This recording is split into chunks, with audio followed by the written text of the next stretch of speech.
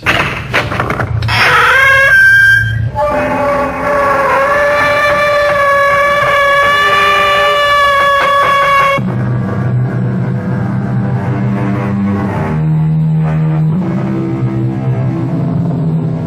in. Welcome. I'm E.G. Marshall. Welcome to the sound of suspense. Welcome to the fear you can hear. Welcome to the world of terrifying imagination. This is a tale about justice, about the lady who stands over the criminal courthouses of America with a blindfold over her eyes. Of course, the blindfold represents impartiality, not faulty vision. But yet, there are occasions when justice seems to be looking the other way. And that's something which bothers Attorney Ned Murray very much indeed. He's getting away with murder, Tony.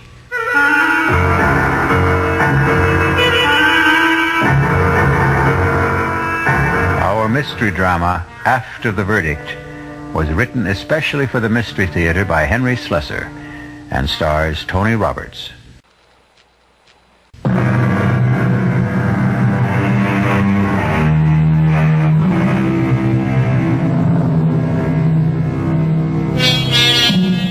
What better place to begin a story about justice than in a courtroom? This one is packed today because it's the day the jury is going to return its verdict in the case of the People versus Louis Rydell. That's Rydell over there, the thin man with the burning eyes. See the way he searches the face of every juror who takes his or her place in the jury box? It's only natural, of course, because Louis Rydell had been charged with murder. Shh, quiet now. Presiding Judge Lincoln Arthur is about to speak. The foreman of the jury will please rise. Has the jury reached a verdict in this case? We have, Your Honor. Please read your verdict to the court. We find the defendant, Louis Rydell, not guilty. You did it, Mr. Murray. Congratulations, Lou. I'm very happy. You're happy. How do you think I feel? Hey, come on, let's get out of this place. Let's celebrate, huh? Let's pick up my wife and have a ball. Well, I don't think I can. I promised my boss that I'd go down. You don't care about your boss. You want to see that daughter of his. Okay, we'll make it a foursome. I can't, Lou. I'm sorry. Oh, come on, Counselor. Melanie's got a cab waiting outside.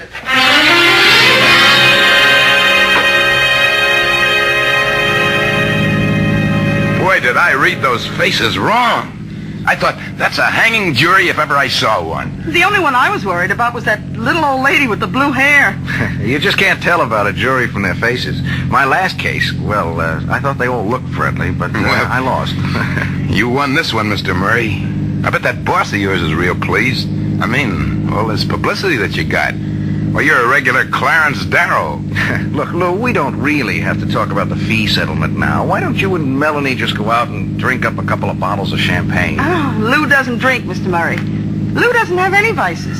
Do you, Lou? I want to get the money settled, Counselor. Melanie here doesn't like to hear about money. She just likes to spend it.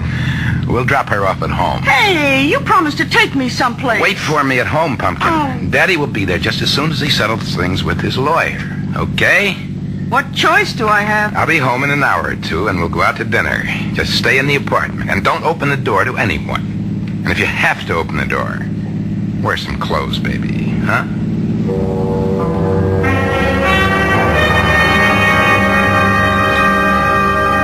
Yeah, this is a nice little office you got here, Mr. Murray. Only, strikes me as kind of small, isn't it? It's big enough, Lou. I mean, compared to that big office down the hall, Mr. Ostrow's. Mr. Ostrow is the senior partner of this firm, Lou. Well, maybe when you marry his daughter. You are going to marry that chick, aren't you? Let's get down to business, okay? I mean, the way she was hanging around that courtroom every day of the trial, I figured she was pretty stuck on you. Lou, this meeting was your idea. You said you could manage to pay about $150 a month, and that's perfectly fine with me. Sure, Mr. Murray, anything you say. We could have settled this in the taxi. I guess I just didn't want to face Melanie for a couple of hours. I needed an excuse. Understand? I suppose so. She's beautiful, isn't she? Mrs. Rydell? Oh, yes, she's very lovely. She can't help herself, you know. The way men bother her all the time. They look at her and right away they get ideas. It's not her fault. No. She's not smart about it, though. She doesn't know the way men think. Like the way she answers the door sometimes in that sloppy housecoat. She gives people ideas. Like that kid Yost. I feel sorry for that kid, you know? I know you do. It's just too bad that he got himself mugged the day after you threw him out of the house. You wouldn't have gone through all this, and you wouldn't be owing me $150 a month. Yeah, I feel sorry for him. Kid delivers the groceries every day, gets the same eyeful every day. His tongue must have been hanging out. Lou, I really have to get on home. I've got a party at my boss's house tonight. But just the same, I'd do it again. That's the way I am. When a guy touches my wife, I get a red fire in my brain and I can't stop myself. Now, I owe you a lot, Mr. Murray. More than money. Well, forget it. Just learn to keep your temper. I really killed that boy, you know? What did you say? I killed him, Mr. Murray. I waited for him in the hallway the next day, and I grabbed him. He was a scrawny kid. It was like wringing the neck of a chicken. I'd do the same thing again, Mr. Murray, to the next guy who bothers my wife. They've got to learn. Well, I better go now. Melanie's waiting for me. You lied to me. Every stinking word you told me was a lie. Don't be sore, Mr. Murray. I couldn't tell you the truth, could I? I mean, you wouldn't have taken the case, would you? Yes! I would have taken the case and told you to plead guilty with cause. No, that wouldn't have been any good. I wanted you to get me off, and that's what you did. Look, I've got to go now, Mr. Murray. I just want to say thanks again. Oh, you think it's that simple? You think you can just walk out of here? Melanie's waiting for me. She likes to eat dinner early. The girl's always hungry. So long, Mr. Murray. Oh, my God.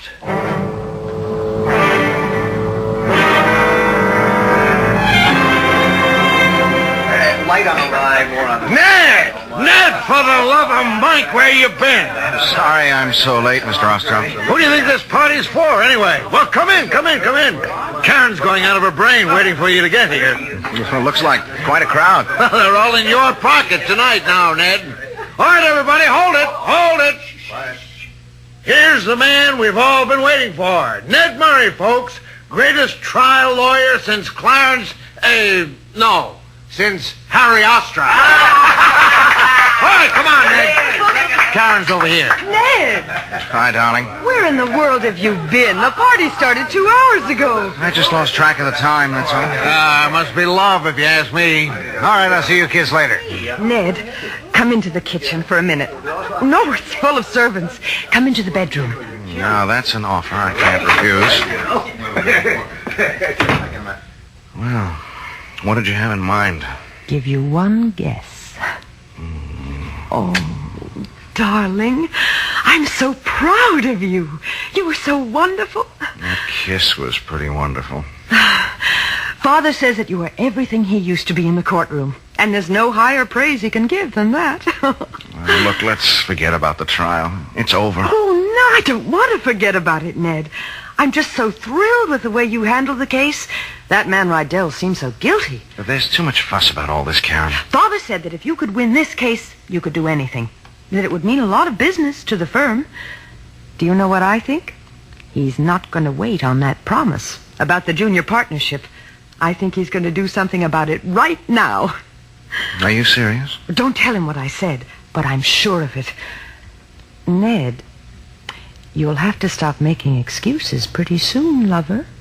You'll have to name the day. Oh, for heaven's sake. It's probably your father wanting me to join the party.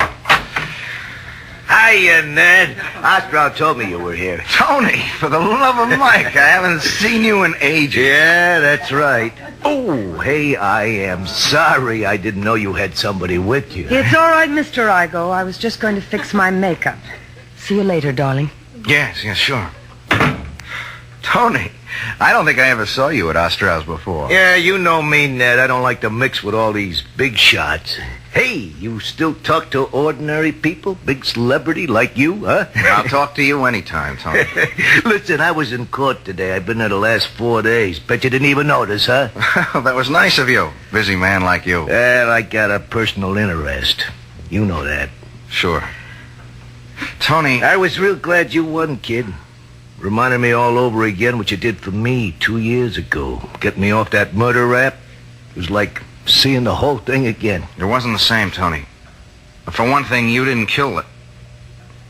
I mean, come on, let's go out and get a drink. Nah, not for me. Since I seen you last, I got me an ulcer. That's the price of success, you know, in my business, just like yours. That's too bad. You know something, Ned? You don't look so healthy yourself. I'm okay. You look great in that courtroom, only now, you don't look like a guy who won a case. You look like a loser. I'm just tired. Let down, you know. Yeah, sure. Hey, look, Ned, you remember what I told you once, huh? You got any troubles you can't handle, I want to hear about them. You got a favor coming from me, and it bothers me not to pay off. That was a long time ago. You don't owe me anything. I keep good books. Don't tell me who I owe. Hey, go on, Ned. Find that girl of yours. Maybe she can cheer you up, huh? Tell you the truth, Tony, I need a couple of minutes all by myself. You know how it is. Yeah, sure. I know how it is. Sometimes too much is too much. Yeah, that's right. See you around later, kid. Okay? Yeah, later. Sometimes too much is too much. I really killed that boy, you know. He killed him. He killed him, and I let him get away with it. I killed him, Mr. Murray. Oh, God. I'll do the same thing again to the next guy who bothers my wife. I'll do the same thing, Mr. Murray. The same thing.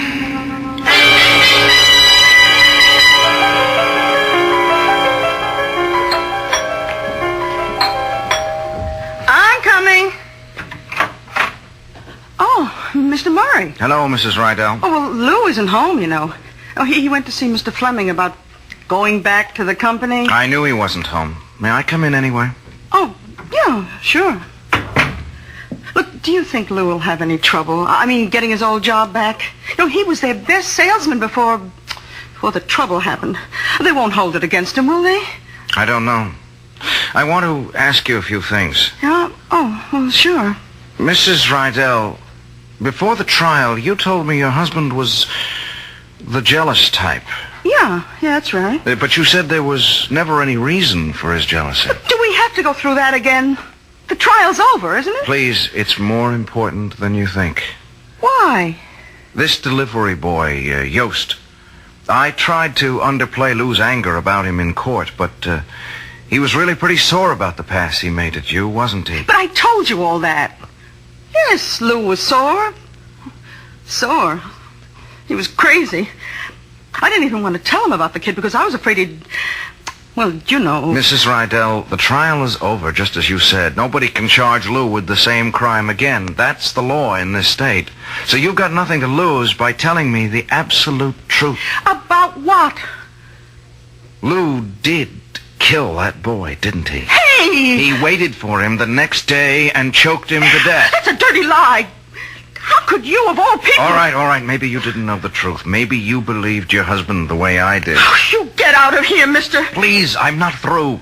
The reason I know this is because Lou told me himself yesterday in my office. Lou isn't going to change because of the trial. He's an insanely jealous man, and he might very well do the same thing again. Oh, you're awful. I thought you were so nice, Mr. Murray, but you're terrible. I had to let you know how things are with Lou. He got away with murder, and that makes me sick to my stomach. There's not much I can do about it, but maybe you can do something, Mrs. Rydell. Me? You can be careful.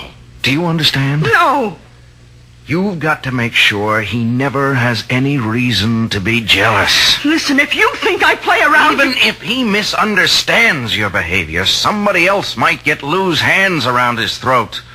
It might even be easier for him the next time. He got away with it once.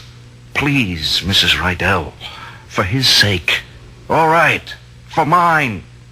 Don't make your husband kill again.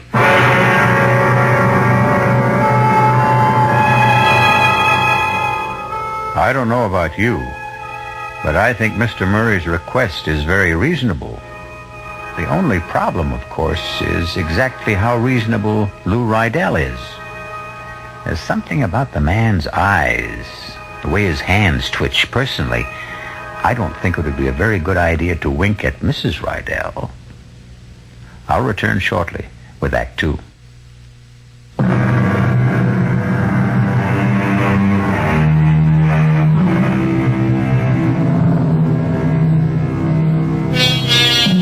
And now here's Act Two of After the Verdict. It's a bright, sunny morning, the kind of morning that fills promising young men like Ned Murray with enthusiasm for life. After all, he has everything going for him. A fine career ahead, marriage to a lovely young lady who also happens to be the boss's daughter, and even if his recent triumph has turned a bit sour, it was still a triumph, wasn't it? But as Ned Murray goes to see Harry Ostrow, he finds the sun isn't shining in the big corner office. The shades are drawn. His boss's face is a thundercloud. You wanted to see me, Mr. Ostrow? Yes. Come in and shut the door.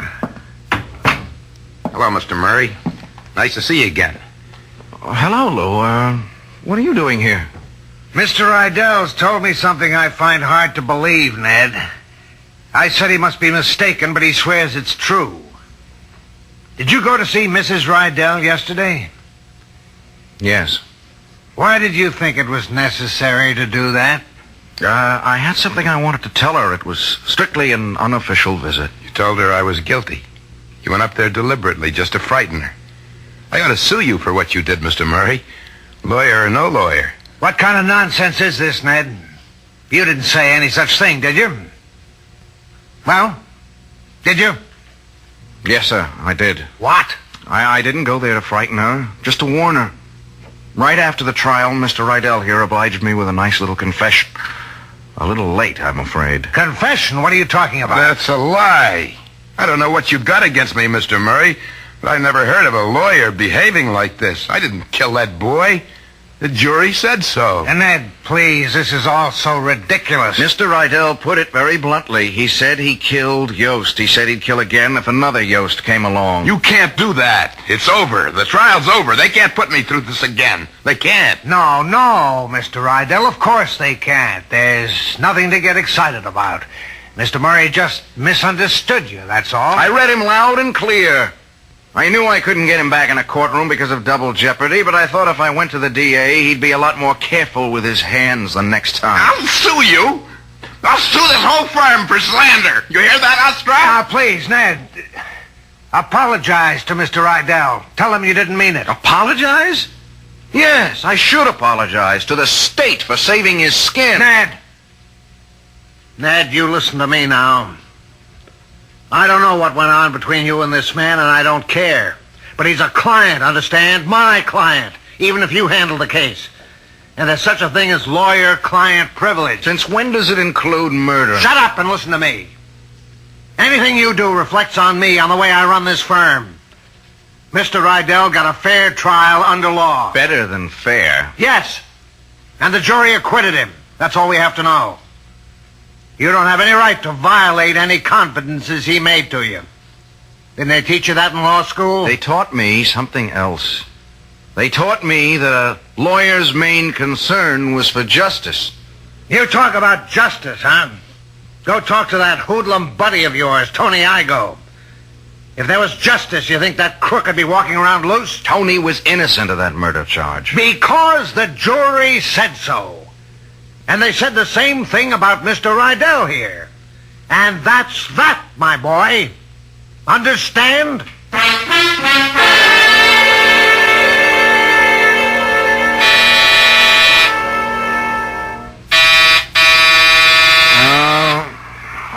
Who is it? Oh, for Pete's sake. Can't they let a guy get some rest in his own home? Well, have I caught you with the blonde? You caught me with a bottle. And just in time, obviously. Well, the least I can do is make sure you don't drink alone. Not enough for the two of us. Even if I give you this? What is it? A present. Open it. It's that pipe you were so crazy about. The one with the ivory carving. I was saving it for some special occasion, but your birthday isn't for 6 months. It's a beauty. If you're going to bribe me, I prefer cash. Really? And I thought I'd use sex appeal. I understand that's surefire. Excuse me, it's time for another drink. What's so funny? The whole thing. You, Father. He told me about that scene in his office this morning. I wish I could have been there. Clarence Darrow versus William Jennings Bryan. It wasn't. It was stupid versus childish, and all because of that... All because of that silly man with the funny eyes. Honestly, Ned, I hope you won't make any more fuss about him. I thought it was Daddy who was making the fuss. Believe me, I think he feels just awful about the whole silly quarrel. Yeah, I'll bet he does. Oh, for heaven's sake, Ned, why would you want to spoil things now? All right, maybe that idiotic man did kill that grocery boy, but I'm not saying he didn't. But, well, wouldn't be the first time that a guilty man is... Ned! It's the first time for me. Don't you understand that? The first time I ever got a guilty man off? Was it really, darling? Well, that man Tony was innocent. But innocent of that crime, maybe. But what about all the others?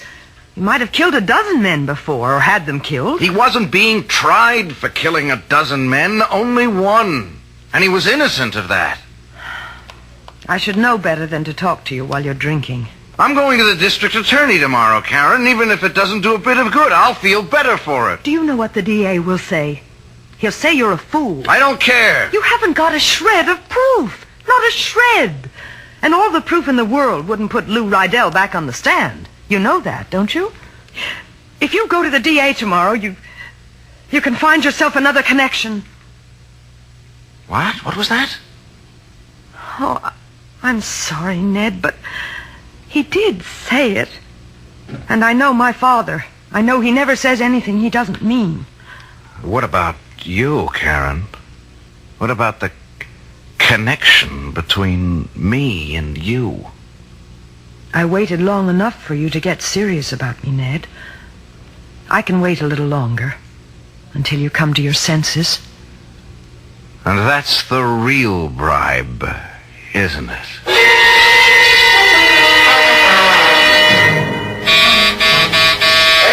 Hey, Ned! Open up, it's Tony! Hey! What? What's that? What's all the racket about? Come on, open up! All right, take it easy, will you? Give a guy a chance. Tony, what the heck are you doing here? Boy, you've really been working at it, kid. Huh? I'm an invited guest, remember? No, I guess you don't. About an hour ago, you called me up, told me to come have a drink with you. Well, here I am. Want to change your mind? No. Come on in. I told you, make mine ginger ale or something. I'll drink with you. No, it's a good thing. It's a good thing, Tony. That's about all I've got left. Just one more drink. Hey, what is this, kid? This celebration going on a long time, ain't it? I'm not celebrating now, Tony. Commiserating. That's the word, isn't it? It doesn't sound right. Commiserating. Don't ask me. I never heard it before. It means I'm feeling sorry for somebody. For who? For a dumb kid named Yost. Dumb kid from the grocery. You mean a kid that got killed? Yeah, that's right. That got killed. Yeah. And you know who killed him? How should I know? Where's that drink? Oh, there it is. Here's the crime, Tony. Put it down, Ned. What? You heard me. Put it down. You want to tell me your troubles? Okay, I'll put on a pot of coffee for both of us.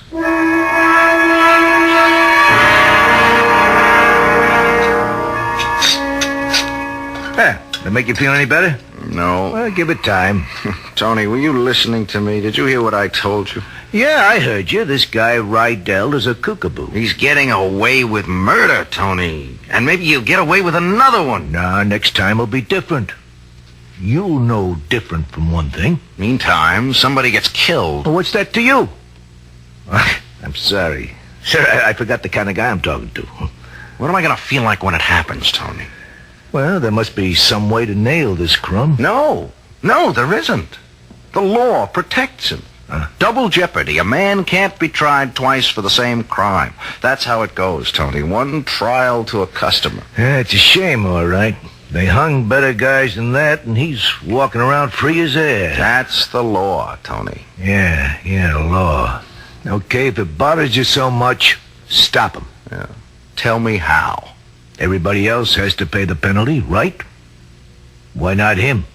It's too late. It's too late, Tony. For the law, maybe. Huh? Want some more coffee? No. I think I'll get myself a cup. Yeah, maybe there's an answer. You what? I've been waiting a long time to figure out what I could do for you, Ned. What kind of favor might be important to you. Now I know. How do you mean, favor? Well, it won't be just for you. I'd be doing everybody a favor, the whole state, right? Only when it happens, I mean it for you, Ned. Remember that. Hey, it's good coffee. Well, see you around. Tony, wait a minute. No, it's getting late, kid. I have to go. What was that you just said? What's in your mind? Nothing. Come on, I did my good deed for day. Let me out of here now, huh?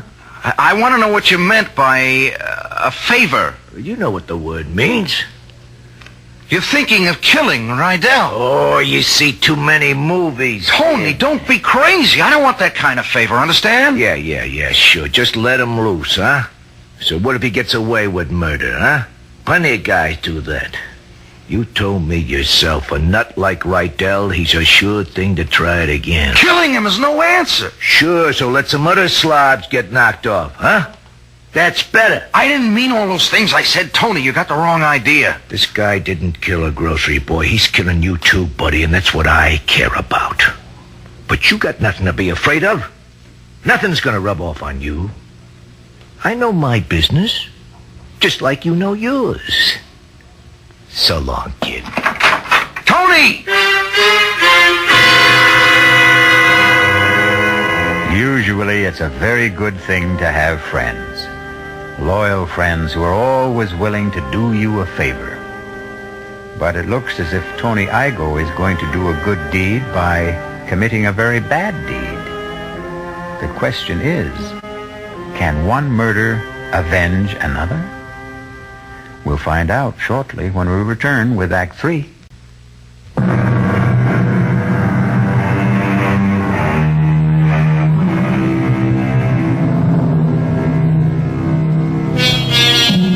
Now, the last act of After the Verdict.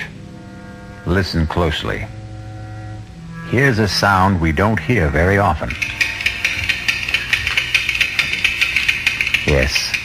What with all these electric clocks and digital clocks and electronic clocks, the good old-fashioned ticking that marks off the minutes and hours of the night is rarely heard. But tonight, Ned Murray is hearing that sound. Hearing it from a clock which normally purrs softly on his night table. But Ned's hearing is highly sensitive tonight. His brain is tuned like a high-frequency instrument, picking out the slightest vibrations, tuning in on voices he doesn't want to hear. Sure, I killed that boy, Mr. Murray. I waited in the hallway and I grabbed him. It was like wringing the neck of a chicken. It won't be just for you, Ned. I'd be doing everybody a favor, the whole state, right? Yes. That's true enough. They hung better guys than that, and he's walking around free as air. Yes. Everybody has to pay the penalty, right? Why not him? Yes. That's true. Why shouldn't he pay? A man is murdered. A murderer has to pay. Tony is right. He's right. Hello? How are you, darling? I'm all right. I'm in bed. Oh, I'm sorry. Did I wake you up? No, No, I was just lying here. You're not sick, are you? No. Well, it's only 10:30. I didn't think you went to bed so early. I did tonight. You're angry with me, aren't you? No, Karen, I'm just tired. I drank too much. Oh, I knew you'd do that. Ned, I'm so mixed up. Well, what's there to be mixed up about? The choices are pretty clear, aren't they? Are they? Not to me, they aren't. I don't think things are ever that simple, especially when it comes to law. Just ask your father. He knows all about the law. He knows how to make money at it. That proves it. That isn't fair, Ned. No, I suppose it isn't. Don't you remember what he used to say? That if the time ever comes when right and wrong are absolutely clear, there won't be any need for lawyers. Your father didn't say that, Karen. He was quoting someone. Who? Judge Lincoln Arthur, as a matter of fact, the judge at Rydell's trial. Well, it makes very good sense to me. Yeah. Judge Arthur always made sense to me, too. Karen, do you mind if I hang up now? Then you are angry. No. It's just that I have to make a call. A very important call. All right, Ned, but will you call me tomorrow? Yes. If there is one. Good night, Karen.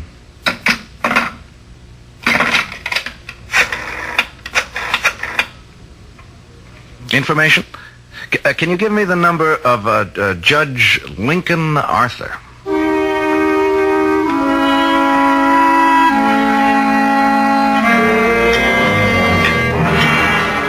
Sure you don't want any wine, Ned?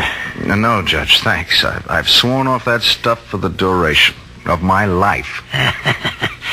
Sounds like you had yourself a party. Is that when you came up with this parable? Isn't that what you called it? No, Judge. It's more like a riddle, a legal riddle.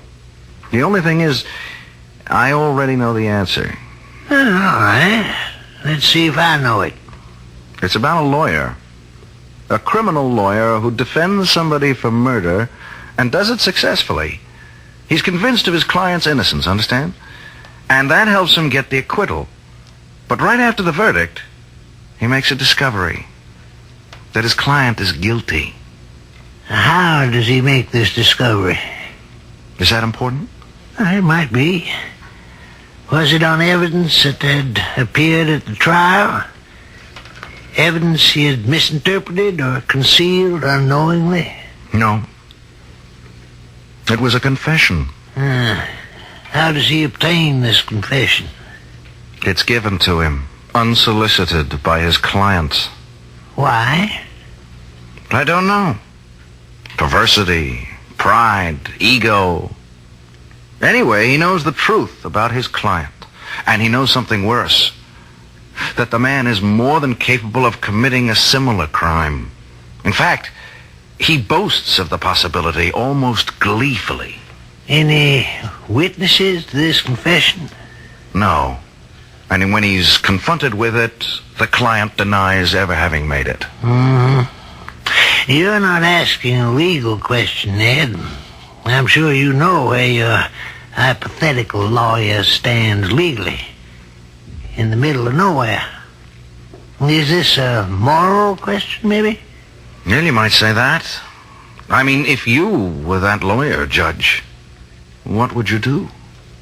If I were that lawyer, Ned, and if I were your age, I suppose I'd do what you're doing now. I'd get angry. With my client, with myself, maybe even with the law. But if I were practicing now, I think I'd feel different. How different? I wouldn't feel anger. Only pity. Pity? For a man like that? Yes. Exactly for that kind of man. Man who feels a compulsion to confess must have felt a similar compulsion to kill. They're symptoms of the same disease, Ned. And if there's one thing the law has learned in this century, it's the ability to feel compassion for the emotionally disturbed.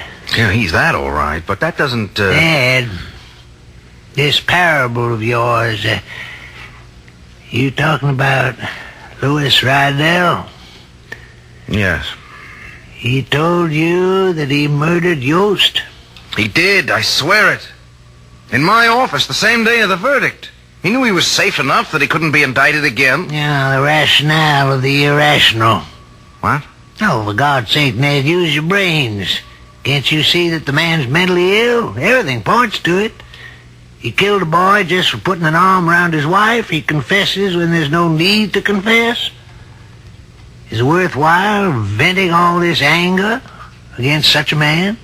But he's dangerous. He'll do this again, Judge. If a man just looks cross-eyed at his wife, it'll be another excuse for murder. If he had confessed this to you before the trial was over... I would have demanded that he plead guilty. He'd be waiting to serve a life sentence right now. And Ned, you're forgetting something.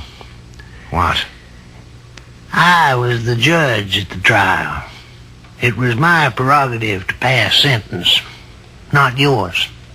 It was first-degree murder, premeditated. Ned, if the jury had brought me a guilty verdict, I would have recommended psychiatric examination with a view to confinement at an institution for the criminally insane. But you didn't know he was... even I didn't know he was crazy. Well, do you know it now? Do you feel it now? Do you recognize that he needs cure more than punishment? Punishment? The law only penalizes the guilty, Ned. Isn't that what we all believe in? We don't penalize the sick. I have to go, Judge. I have something to do. It's getting pretty late for running errands, Ned. Almost midnight. Yeah, but this is important, Judge. I have to see someone. I have to tell something very important.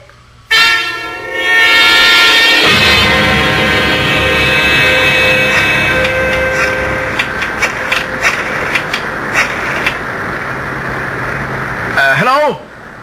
Is this Lucerne Dispatching? My name's Ned Murray. I'm a friend of Tony Igo. No, Murray. That's the last name, not the first. Look, it's very important that I reach Tony as soon as possible, only this is the only number he ever gave me to reach him. But he's got to have a home phone, right? So help me, it's important. It's a matter of... Look, who am I speaking to? Lady, please, I'm in a phone booth and it's pouring like hell and I'm getting soaked. No, I'm sorry. I didn't mean to talk to you that way. Yes, I realize that, but if you could make this one exception. Well, how do you know he isn't home? For God's sakes, it's after midnight. Yes, all right. He couldn't have gone there tonight. He couldn't. Taxi!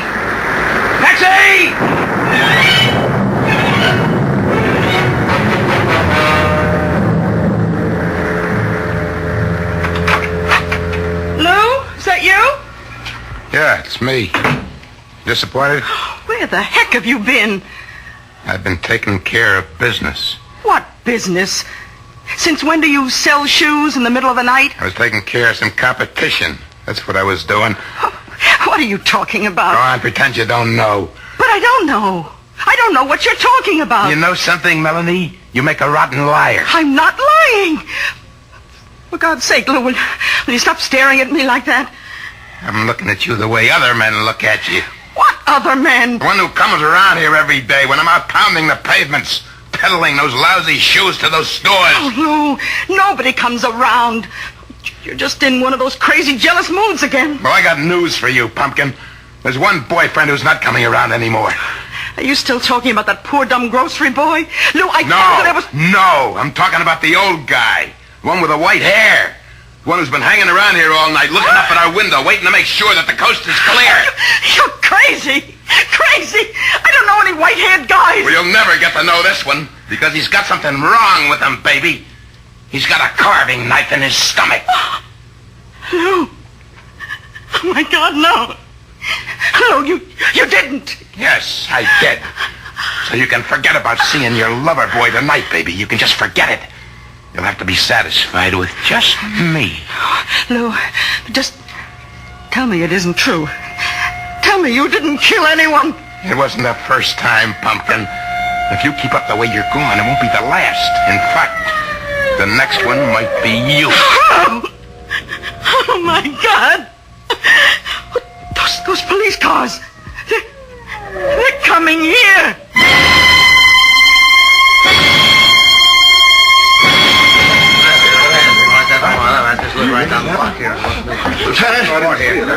Lieutenant Gerhardt. Oh, hi, Ned. What are you doing here? What's going on? What's all the crowd about? Oh, wait a minute. You know the victim, don't you? Is that why you're here? You get a tip or something? Victim? Who? Tony Igo.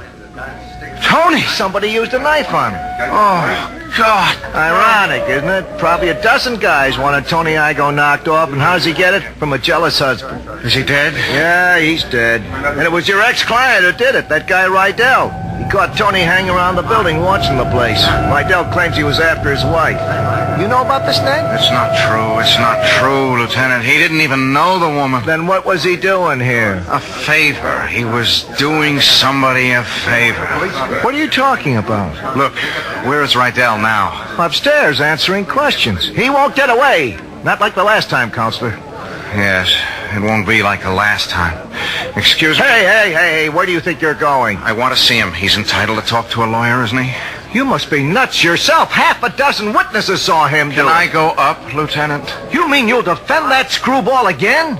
He's out of his mind. Don't you know that? Yes, I know.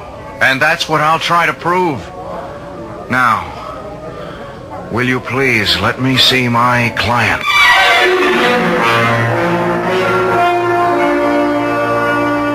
So Ned Murray is about to try for still another verdict. This time a verdict which will carry a punishment more befitting to the crime. And something tells me that he'll be very successful. Not just as an attorney, but as a human being. I'll be back shortly.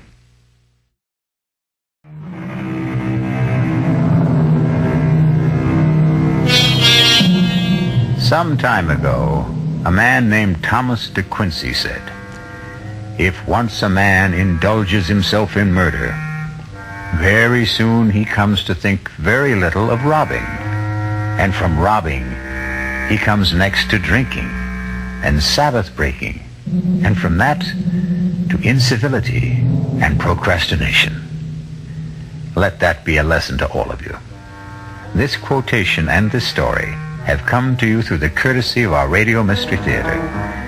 Our cast included Tony Roberts, Joseph Julian, Bryna Rayburn, Barbara Caruso, Robert Dryden, and Sam Gray. The entire production was under the direction of Hyman Brown. This is E.G. Marshall inviting you to return to our Mystery Theater for another adventure in the macabre. Until next time, pleasant dreams.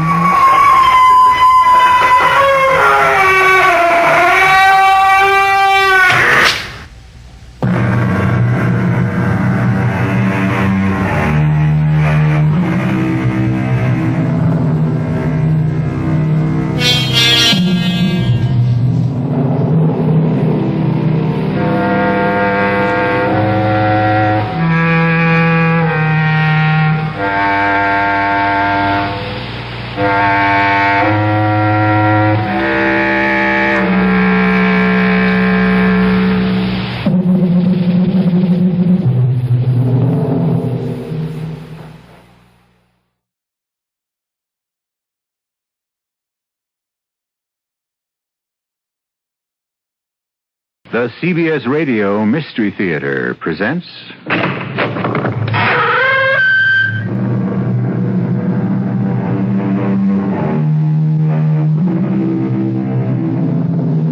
Come in.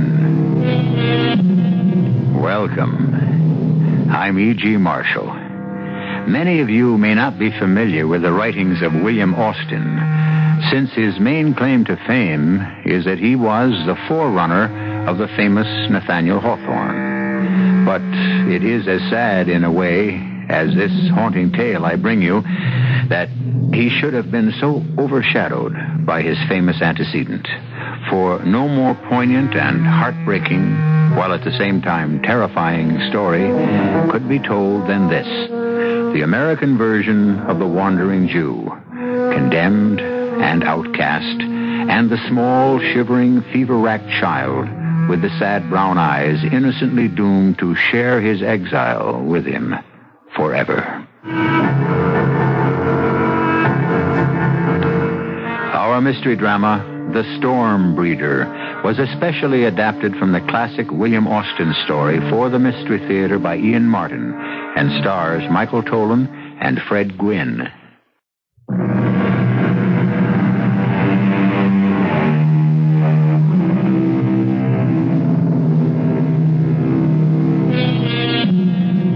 For the strange, weird, unforgettable fragment of American history brought to you here, we are indebted, according to William Austin, to one Jonathan Dunwell of New York.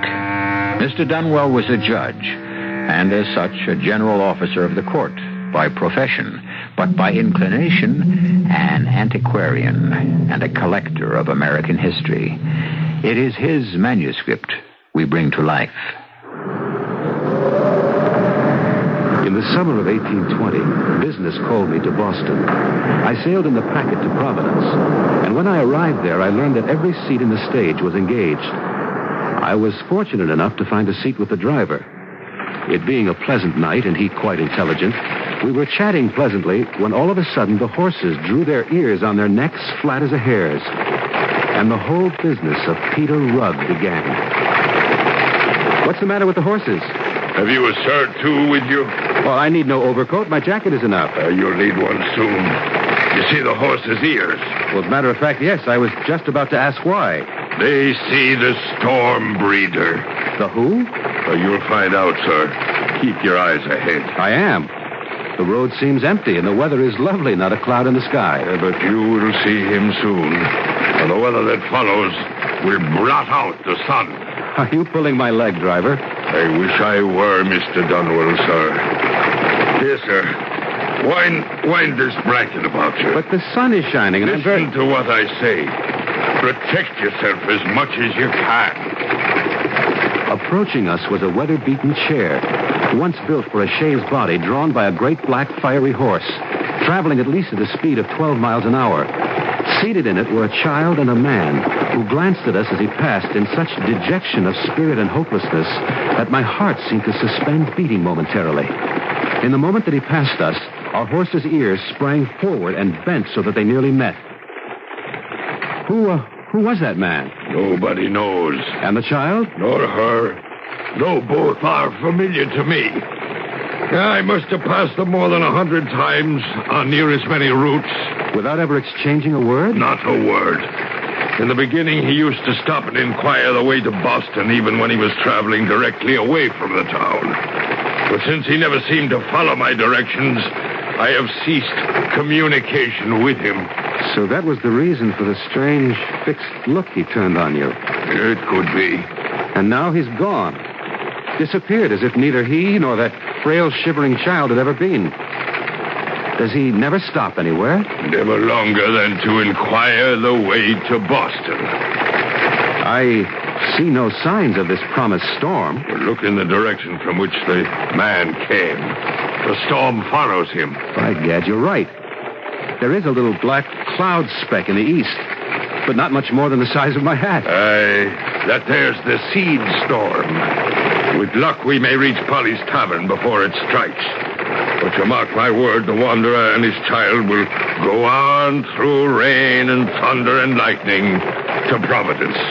To the town we are coming from, you mean? Yes, sir.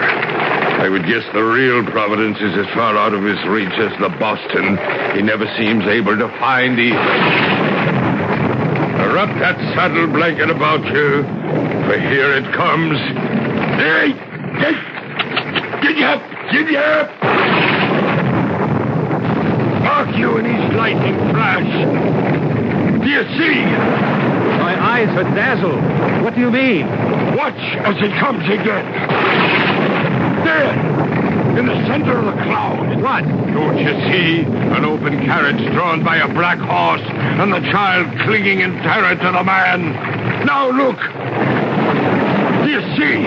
I see nothing but the lightning and the boiling blackness of the cloud. No matter, perhaps as well for you. Now hold fast. We go full out. Hey! Giddy up! Move then! Move!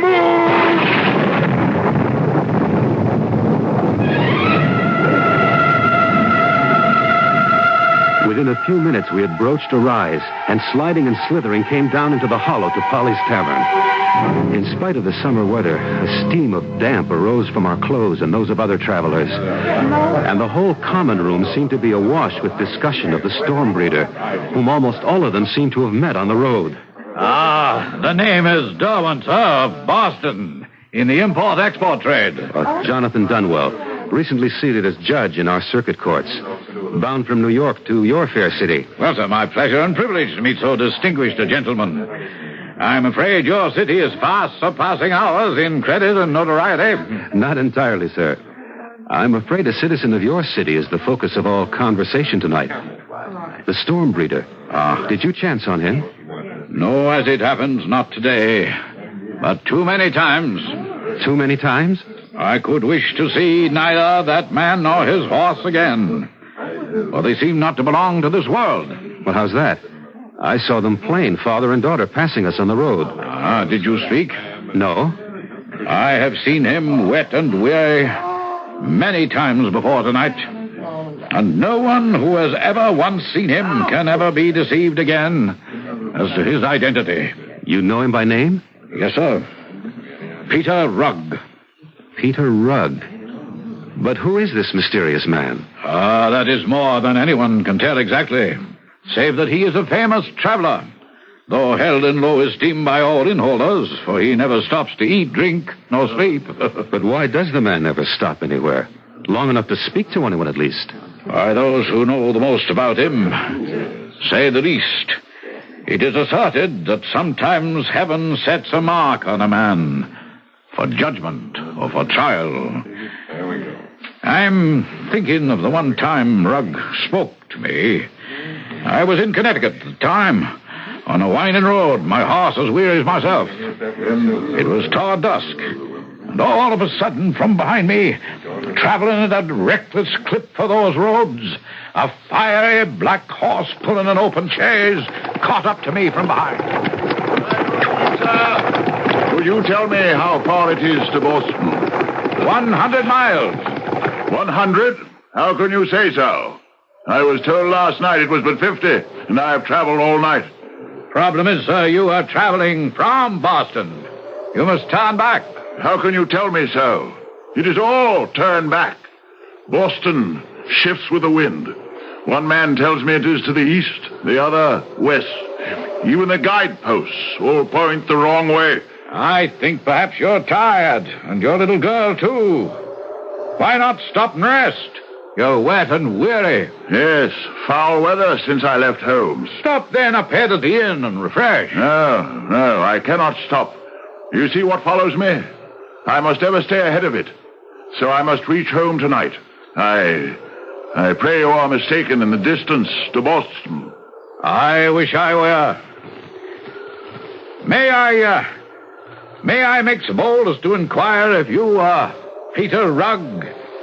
I think we've met before. My name is Rugg. I meet so many... I have lost my way. I am wet and weary. I would take it kindly if you would direct me to Boston. Where do you live in Boston? On what street? Why, Middle Street. Everyone knows the house, with the great shade maple, across from the cemetery. When did you leave Boston? I cannot tell precisely. It seems a considerable time. What, sir? How did you and your child become so wet? It has not rained in these parts today. The shower caught me back on the road a piece. It always catches me, unless I keep moving. Would you advise me to take the old road or the turnpike? Why? The old road is over 120 miles. The turnpike but 97. You impose on me. It is wrong to trifle with a traveler. You know it is only some 40 miles from Newburyport to Boston. But this is not Newburyport. This is Hartford. Do not deceive me, sir. Is not this river I have been following the Merrimack? Oh, no, sir. You are just outside Hartford. And this river is the Connecticut. Have the rivers changed their courses? As the cities their places? Am I forever... But again the clouds are gathering, and the storm is at my heels. God curses me for that fatal road.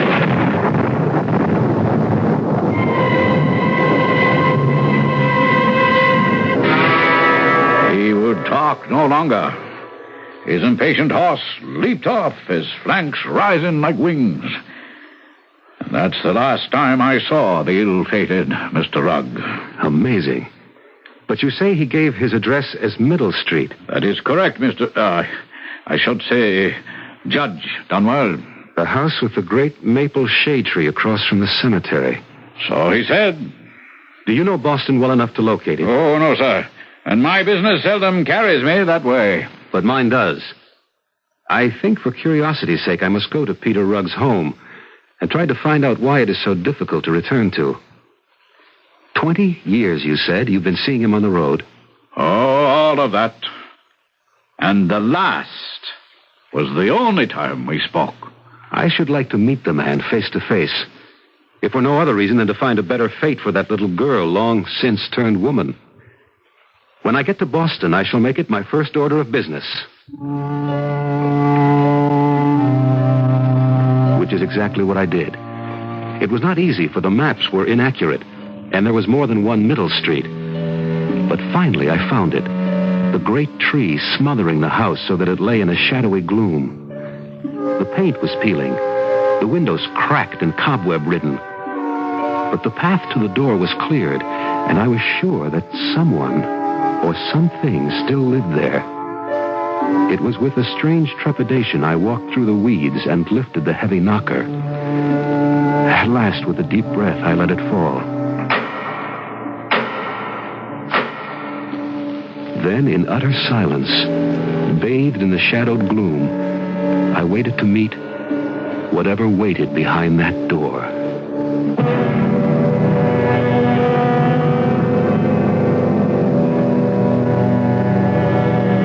The house abandoned by its master for countless years. Is it possible that any evidence of him has remained, or his family? Does some heartbroken woman still wait for that lost child, or even for the storm breeder himself? Who and what is Peter Rugg? Phantom, or reality, or legend? We shall have to await those answers with Judge Dunwell until I return shortly with Act 2.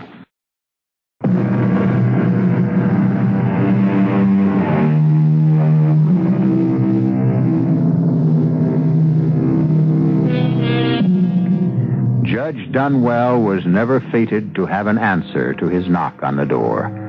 For in the very moment that something old stirs and rustles within the house, outside it, the small noises are smothered by the arrival of the familiar black chaise and the snorting, prancing steed that draws it.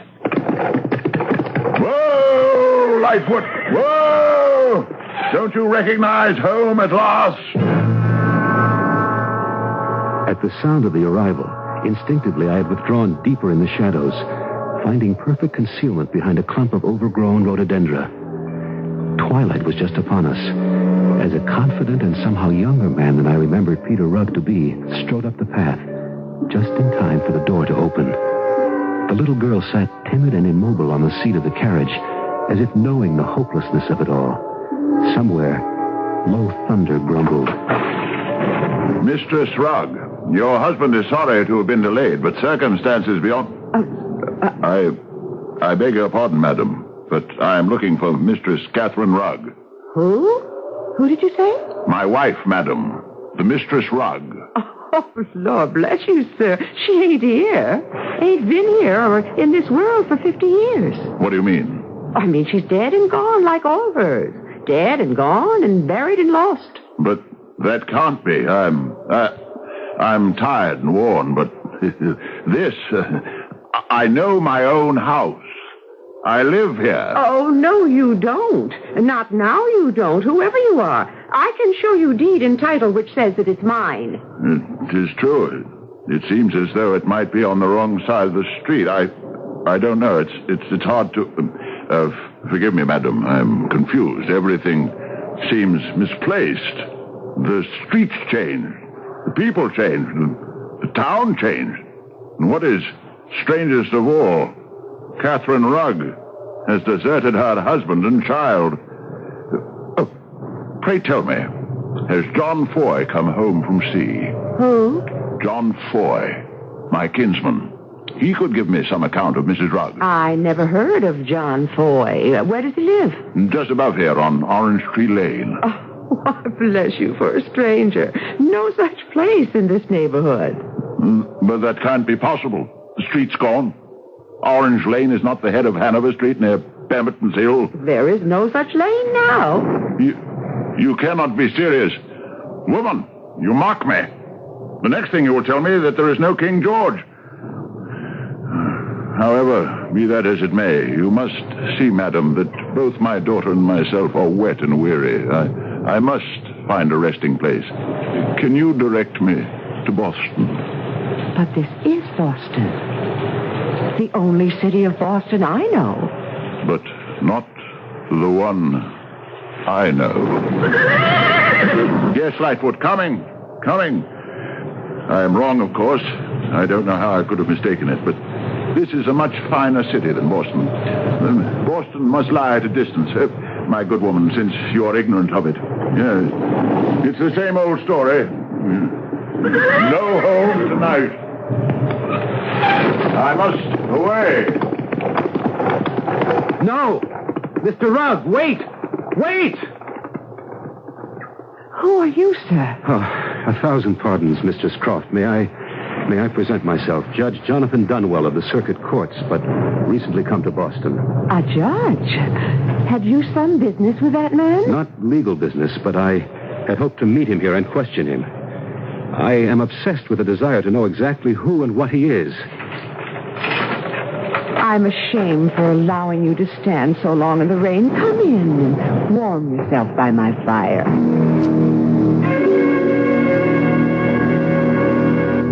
May I offer you some more sherry, Your Worship? No. You are more than kind to have given me what I have against the chill. Heaven help that poor man in an open carriage. And that child beside him. And the child. That a man named Rugg once owned this house is all I know. The factor who arranged for my father to take it over is supposed to have made sure all papers are legal. How I wish I could have stopped him, learned more about him, tried to solve the mystery of him. The mystery of him? Well, I cannot help there, but I should think the factor who sold us this house should know more of him than anyone, if he is still alive. Could you give me his name and address? I shall not rest till I have followed this strange affair to its depths and its beginnings.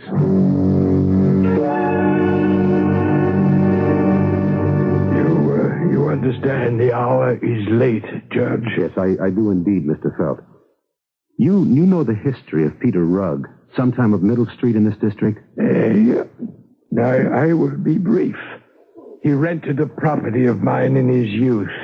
He was married to a fine young woman who bore him a daughter, as I remember. Jenny. So I believe was the name. But no matter, an offspring. And then without so much as a by your leave, he ran off with the child, leaving the wife to die, as I believe or remember. Yes, she died. Why? Well, damn it, she was deserted. Fortunately, Rugg left no creditors. He owned his horse and chaise, and after she died, it was all soon forgotten. Yeah, soon forgotten. I suppose he died. No. To the best of my belief, he is now alive and living. I have lately seen him and his horse and chaise, and his child. Oh, is that so? That's so. Well, now, I wouldn't presume to argue with a man of your standing that Peter Rugg could still be alive. I will not deny, but Jenny Rugg, if you saw her... Let's see now, the Boston Massacre was 1770. was it not? I fortunately avoided it, but history records that date. So on that date, Jenny was 10 years of age. And if living, that would make her, let's see, 60 now, give or take a year. Do you know what you're saying? If Peter Rugg is still alive, which I take as possible, he could be only 10 years older than myself. And I was only 80 last March. It was obvious that Mr. Felt was in his dotage. So despairing of gaining any further intelligence from him, I returned to my lodgings at the Marlborough Hotel. If Peter Rugg, I thought to myself, has been traveling since the Boston Massacre, there is no reason I can see now that he shouldn't travel to the end of time. And I might have left it there had I not descended to the tap room for a nightcap, and there encountered Mr. Derwent. I ran up against a man whose grandfather knew our elusive friend, Mr. Rugg, and can now tell you the whole story, such as it is. Then by all means begin. It seems that, if my informant is worthy of credit, Peter Rugg, a man in comfortable circumstances, with one daughter and a wife, lived in Boston on Middle Street. He was a man generally esteemed, save for one thing. Oh, don't keep me on tenterhooks. What? An ungovernable temper, so violent that the wig would rise from his head, and while his fits were upon him, he had no respect for heaven or earth. A sorry spectacle, some of it hard to believe. Less hard to believe than his punishment for it. Well, what does that mean, sir?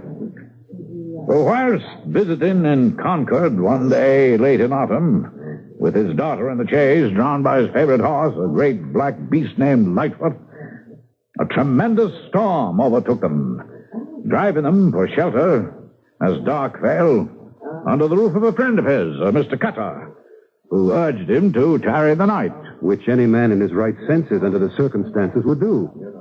And he did not heed his pleas? Far from it, Judge. Instead, the veins standing out on his neck and at his temples, he screamed to high heaven, "Let the storm increase. Let God and the devil wreak their worst. I will see home tonight, or never see it more." And with that, he clapped whip to his horse and disappeared into the raging night. Never to return home? Never. Incredible. Worse than that. Supernatural. Why? The man is accursed.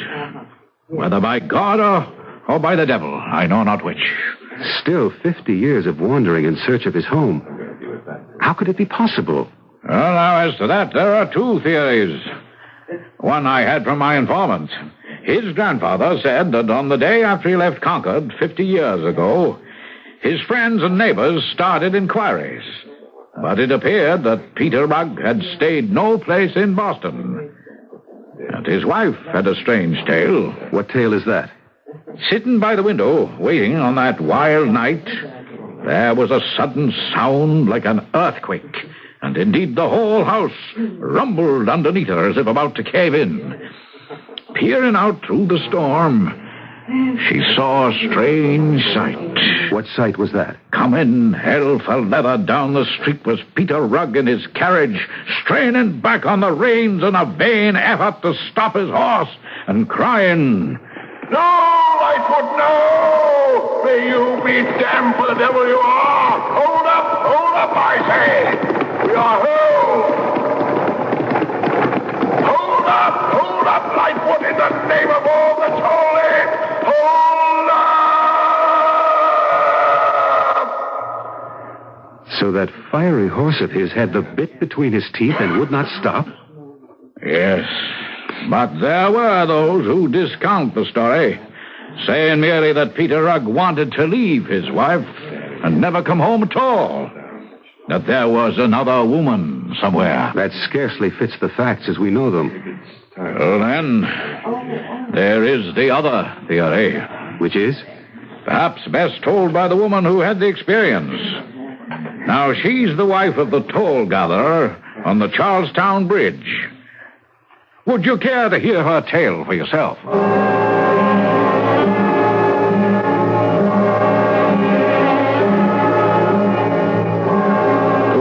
Lucas, it's many years ago by now. My old man has gone to his rest. Lord save him who could bear me out.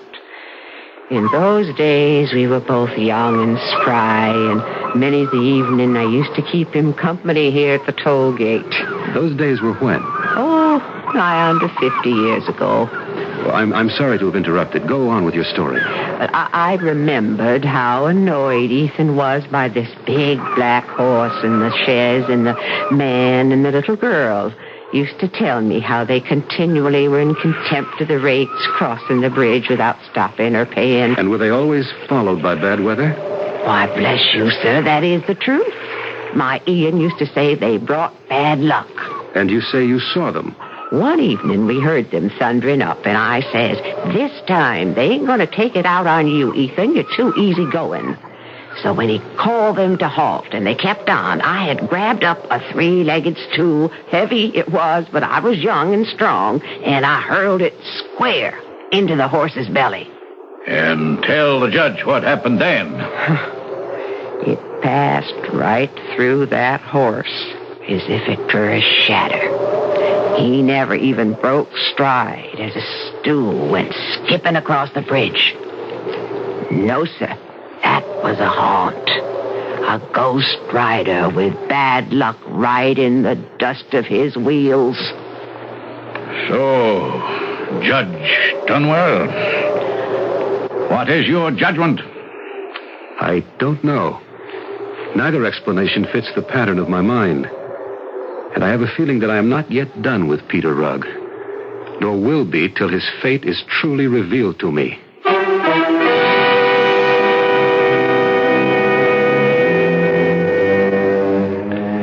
And the judge's instinct was right. Neither he nor we are yet done with the haunting tale of Peter Rugg, the man or ghost who wanders so hopelessly in search of home and rest. I'll return shortly with Act 3.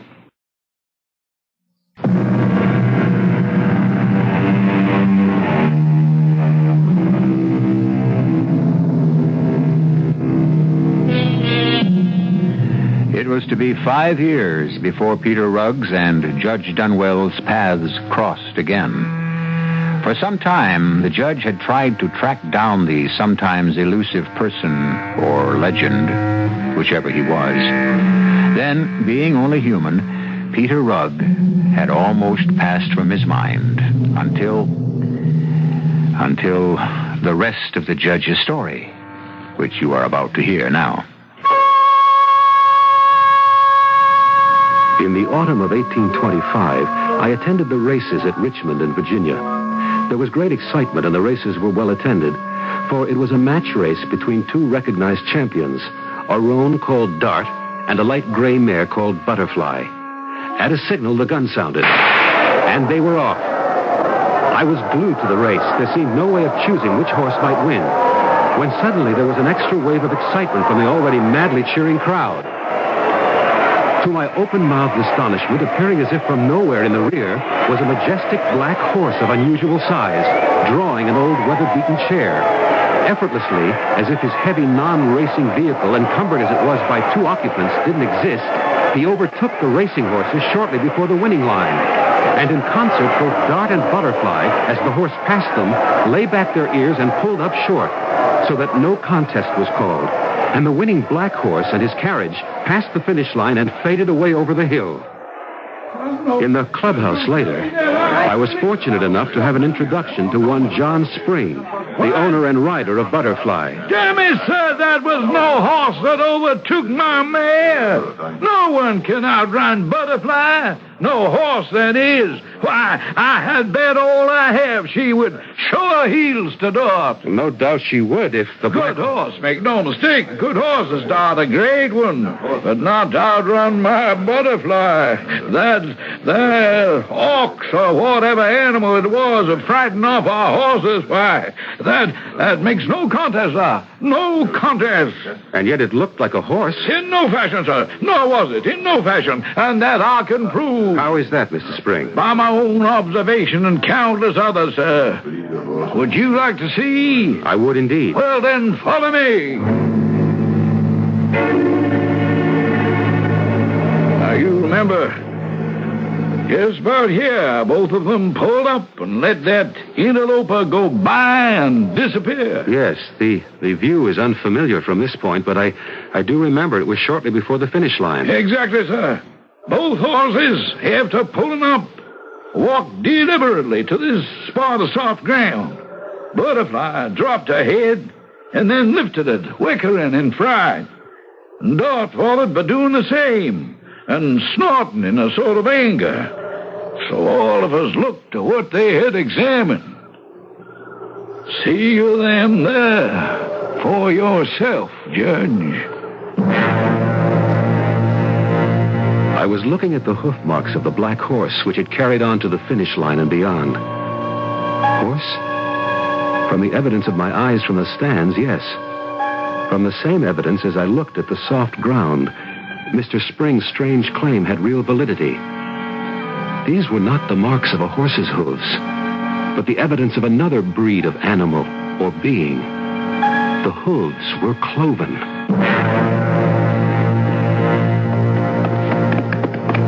Judge Dunwell. Mr. Derwent, your business takes you far afield. In the nature of things. Not like what happened today at the races. You saw? Oh, yes. I was stunned, weren't you? I thought Peter Rugg had vanished. Oh, no, not I, sir. In the years since we met, I have come across him time and again and gotten soaked to the skin because of him in New Hampshire, Connecticut, Massachusetts, and the last time but shortly in Delaware. Have you spoken? The last time only. Tell me, if you will, what took place. Well, sir, on his approach, he checked his horse with some difficulty. A more beautiful horse I'd never seen. Sir, your face seems familiar. Perhaps I may engage your help. If you are, as maybe, traveling to Boston, I should be glad to accompany you, for I have lost my way. My little girl here is weary, and I must reach home tonight. That would be impossible, sir. For you are in Concord, in the county of Sussex, which is in the state of Delaware. But Concord? That is only 20 miles from Boston, and my horse Lightfoot could carry me to the Charlestown ferry in less than 2 hours. You mistake, sir. You are a stranger here. I am well acquainted with Concord, and this town is nothing like it. Because this is Concord in the state of Delaware. Huh? What do you mean by state? Why, one of the United States, man. States? Do you mock me? Because my heritage is Dutch? I know well I am not in Holland. As a gentleman, I beg you not to mislead me. Tell me, quickly, for pity's sake, before my horse swallows its bit, he is so starved, set me on the right road for Boston. If I could, and I did, it would be 500 miles from here. 500 miles, you say? Nay, I will listen no more. This beats the Connecticut River. Get up, Lightfoot, get up!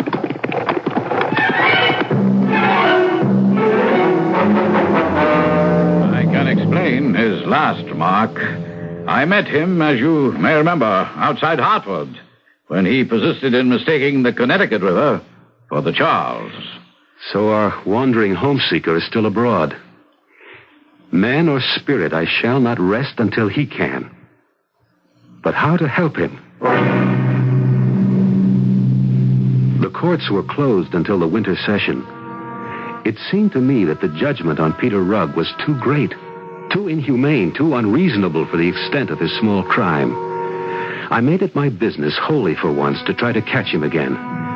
But I always seemed fated to be just too late. At the toll gate on the turnpike between Alexandria and Middleburg, he had passed and paid no toll. But the toll gatherer was grateful, for he brought rain behind him to relieve the drought. Back in Virginia at the toll bridge, an irate gatekeeper told me that, annoyed by the number of times Rugg had passed that way refusing to pay, he had stood in the way of the vehicle, and it had passed right through him or over him without so much as touching him. On the ferry boat across the Hudson, a Mr. Hardy who collected fares showed me a fare that a man had given him, insisting it was 30 shillings. It might have been once. It was a half-crown, coined by the British Parliament, dated 1649. Then I knew I had caught up with Peter Rugg again at last. I found him in his rig at the bow of the boat. Greetings, Mr. Rugg. Huh? Oh, yes. You seem familiar, sir. Judge Dunwell. We have met on the road before. That could be possible, sir. May I say that since you're a stranger here, my house is your home. Dame Rugg will be happy to see her husband's friend. Step into my chair, sir, if you will. Move over, Jenny, for the great man, and we shall be in Middle Street very shortly. For many reasons, I will take advantage of your kind invitation. I sneaked a glance at my companions. Both were dressed in incredibly old-fashioned garments of fine cloth, but showing great wear. Rugg himself, at least in the face, was little more than skin drawn over the skull and cheekbones. Jenny was so bundled up she suggested only to my sad and horrified eye what her wizened, dried-out face proclaimed. A small Egyptian mummy. Only Lightfoot looked bigger, sleeker, and more magnificent than ever. This is not Boston, sir. Then mayhap it is New York. How can it be New York, sir, when that place is 200 and more miles from Boston? But I thought I was home. Mr. Rugg, look to the west. Only the size of a blackberry now, but that looks like an angry storm on our trail. Ah! It is in vain to escape. I know that cloud. It brings new wrath to spend on my head. Go now, kind stranger, whoever you are. Leave me to my fate. No, not this time, Peter Rugg. Give me the reins. This time, perhaps we can outrun the storm. I took them from his slack hands, sliding over him and pushing him back to huddle with his daughter. And it needed only one flick to send that strange horse on his way like the wind. As we careened around the first corner, I noticed that his front hooves had been split on some hard road somewhere, but were healing. So Mr. Spring had been at least half right about the cloven hooves. I remembered little of that nightmare ride for Boston, how many days passed, where we stayed or ate or slept. I only know that no matter how fast we traveled, that mushrooming black cloud stayed on our heels every step of the way. And then at last, we were in Boston, on Middle Street. A crowd was gathered. The great elm still stood, although barren now of leaves, fire-blackened. And all that remained of the house was a heap of rubble. All else burnt to the ground, as I knew it to be, for the fire had taken place 2 years before. I tell you men of the North End, this is holy ground.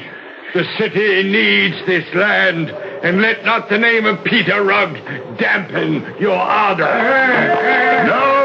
I hold renting title to this place. No, hush, Mr. Rugg. Listen for a moment longer. Let no man try to tell you that Peter Rugg is long since dead and gone to his reward or punishment. Let not legend makers shake the right and title to this land, which is free and clear. But how can this be? Who has burned my house to the ground? And who are all these strange people? I thought I knew every man in Boston, but I do not recollect at this moment that I ever saw one of these. Who are these strangers? Listen to me, Peter Rugg. The only stranger here is you. You have suffered many years under an illusion. Look behind. The cloud, the storm. Your nemesis is gathering. Then I must flee, away from home again. No, if you do, you have no home. If I stay, there is none left. Don't you see that for over 50 years, the tempest which you so profanely defied at Menotomy has driven you before it like a straw in the wind? And now it is too late. Your wife, your house, and all your neighbors have disappeared. You have no home left here. You have been cut off from one age, and you can never be fitted to the present. You can never have another home again in this world, you or your daughter, unless... Yes. Quickly, for the storm is almost upon us. Unless what? Unless you stop fleeing it. Let it catch up with you and perhaps pass you by. Then mayhap at long last you can find rest. Oh, rest. Sweet, blessed rest. Oh, my Father, forgive me. And take me and Jenny home.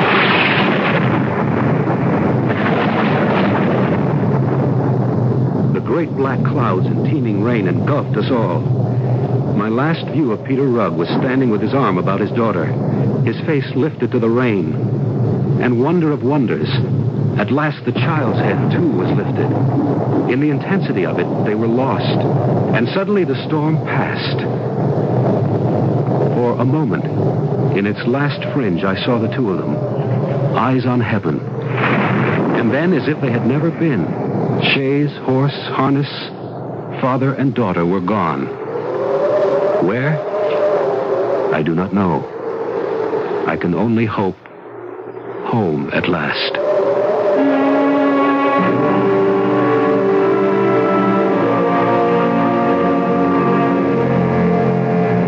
Judge Dunwell lived out a long and fruitful life, dying quietly in his bed one night. We do not know what his last thoughts were, but certainly one of them must have been that in all the last 40 years of his life, he never again met or heard of Peter Rugg. I shall be back shortly.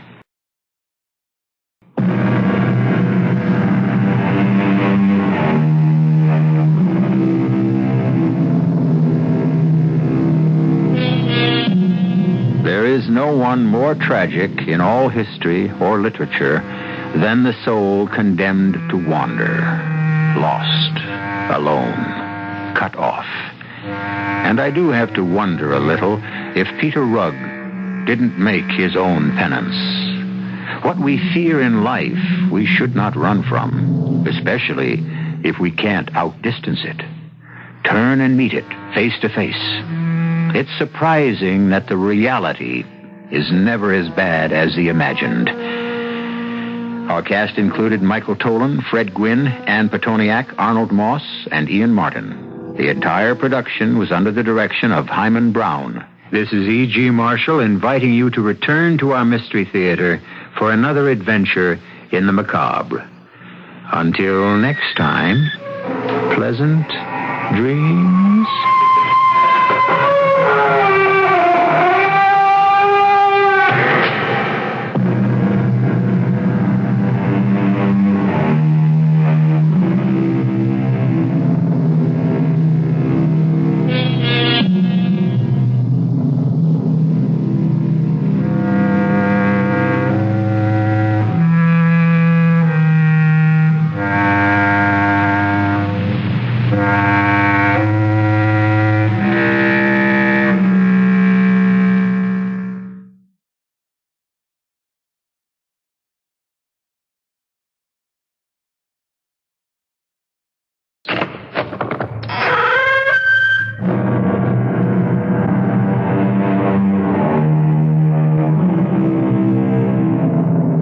Come in.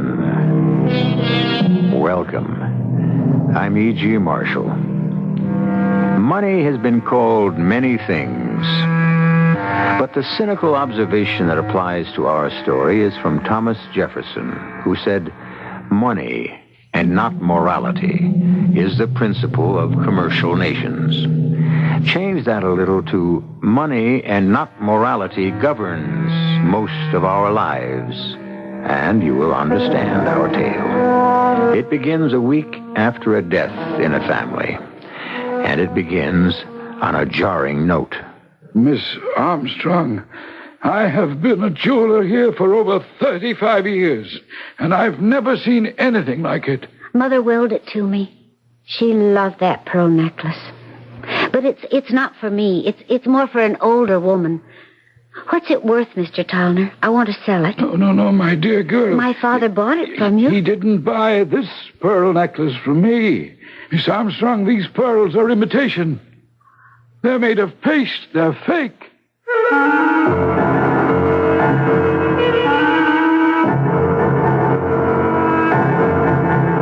Our mystery drama, Crime Casts a Shadow, was written especially for the Mystery Theater by Roy Windsor and stars E.V. Juster and William Redfield.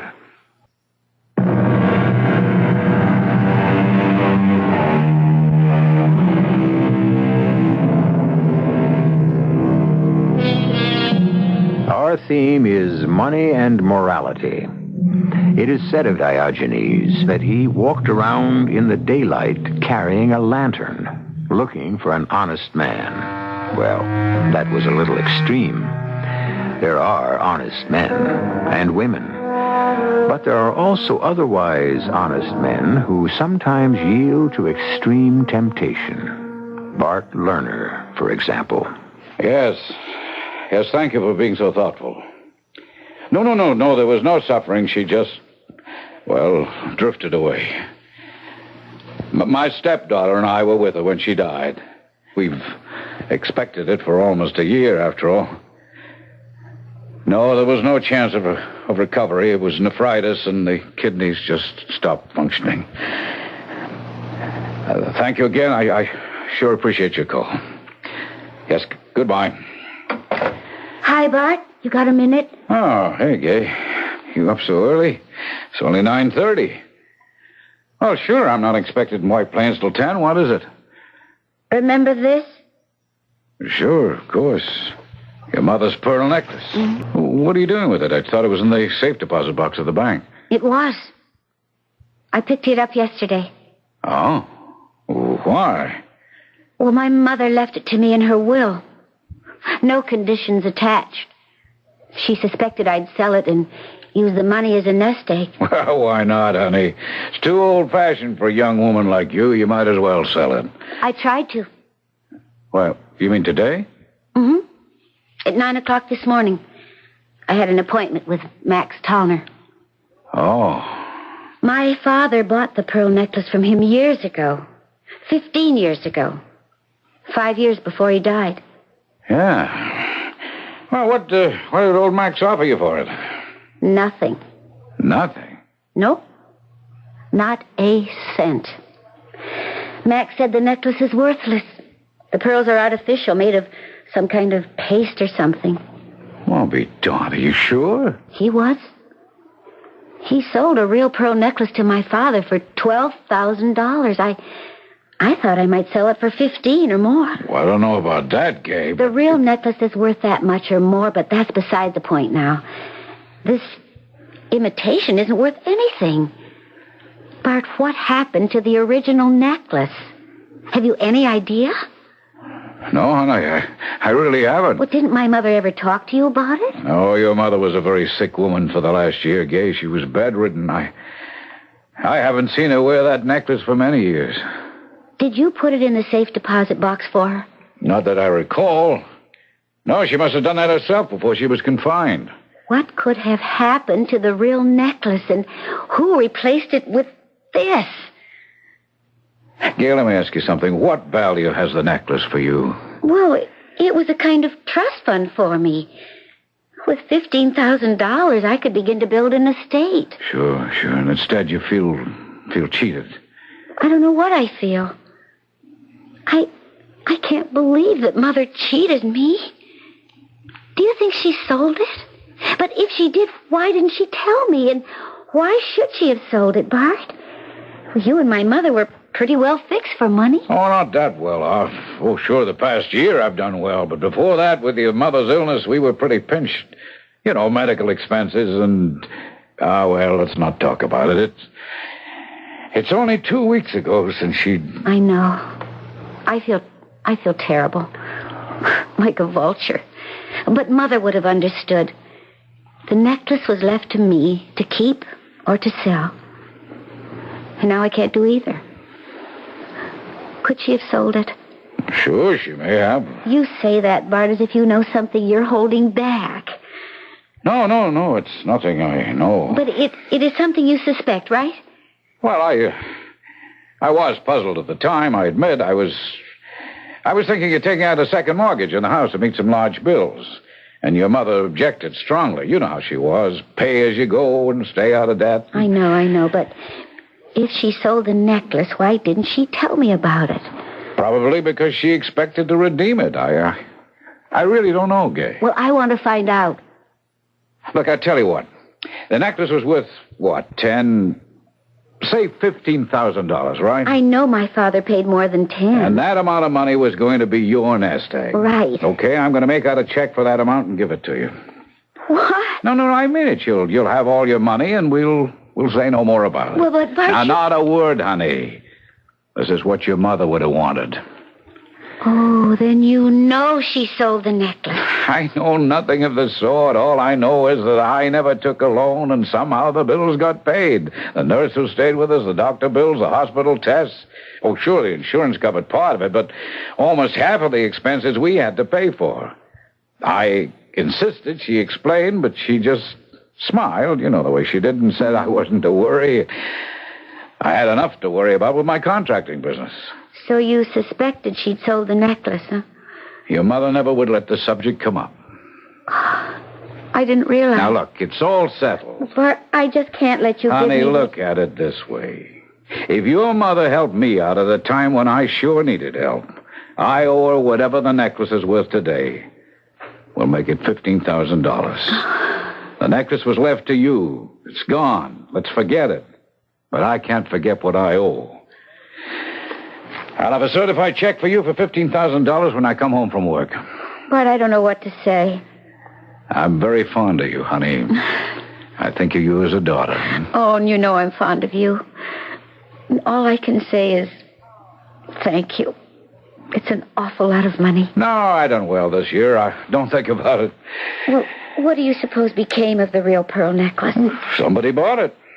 Through the jeweler, Max Tallner? Maybe, or maybe it was sold direct. I wouldn't know. Why? Curiosity? I just can't imagine Mother selling it without saying anything. I thought we'd agreed to forget about it, Gay. Oh, I suppose I should, but, oh, it bugs me. It's so unlike Mother. Well, there's nothing to do. Just forget it. I can't. I have to find out what happened to the real pearl necklace.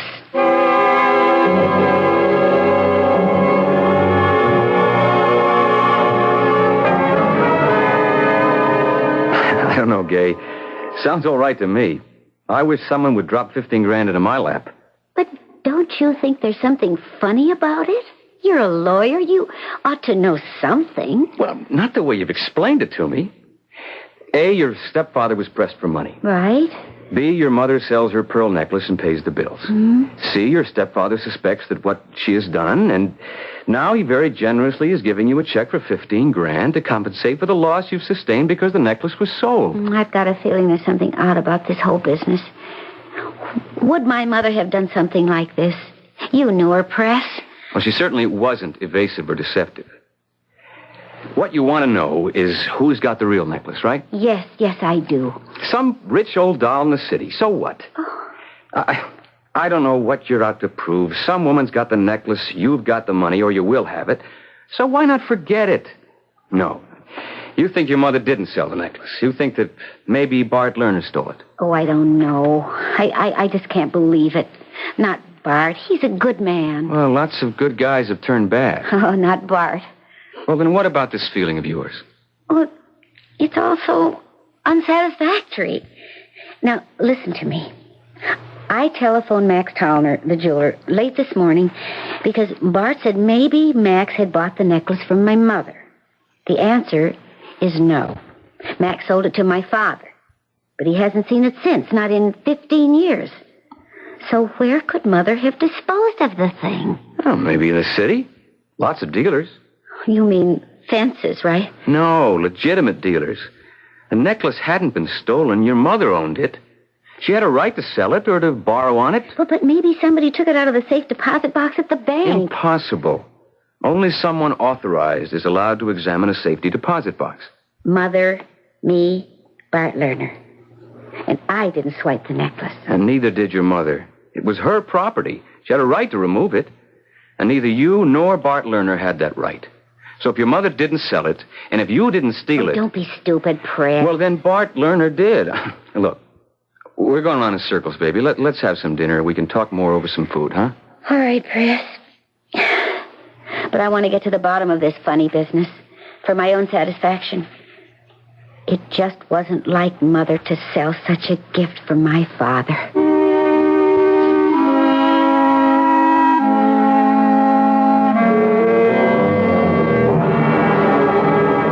Hello? Yes, this is Arnold Walling.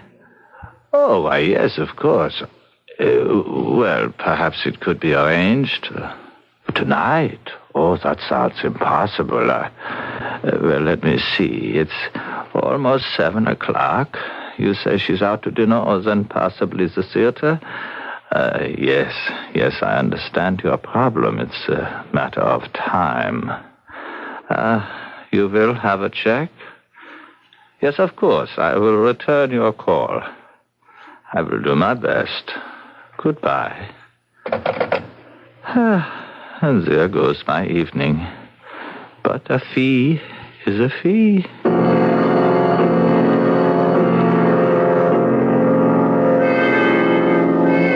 Gay, I'm glad to see you out. I was awfully sorry to learn about your mother. Thanks, Mike. How's the ambulance chaser? And how's the scandal monger? Sit down, Mike. Just for a second, Press. If Gay doesn't mind. Of course not. Oh, thanks. You all right, Gay? I think so. It was bound to come, so we were prepared for it. But it still leaves a big blank in our lives, Bart's and mine. Yeah. You gonna stay on with him? Oh, for a while. But I really want a place of my own. Well, what about this clod here? This Claude's gonna marry the lady whenever she sets the date. Oh, Gay, don't. He's just after your money. I've just come into some, Mike. Don't tell him, baby. Don't you know that a reporter is like a ferret in a rabbit warren? Scrap of news and he pounces. Well, maybe he can help. Name it, Gay. Look, Mike, as a pal, give Gay a break, huh? And no story without her approval, all right? Cross my heart, Press. What's the story, Gay? Well, my mother left me a $15,000 pearl necklace. Wow. Wow is right. It was the real thing. Genuine. And when I had Max Towner appraise it this morning, it turned out to be a fake.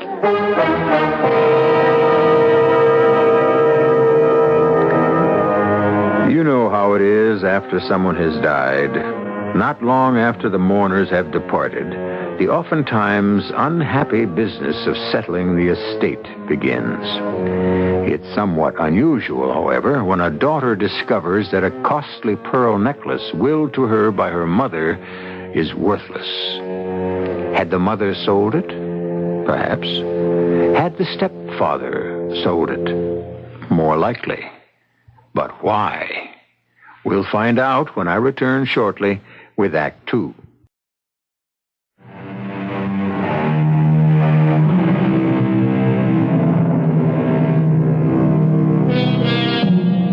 To believe with certainty, we must begin with doubting. That was written a couple of 100 years ago. Nothing highly original about it.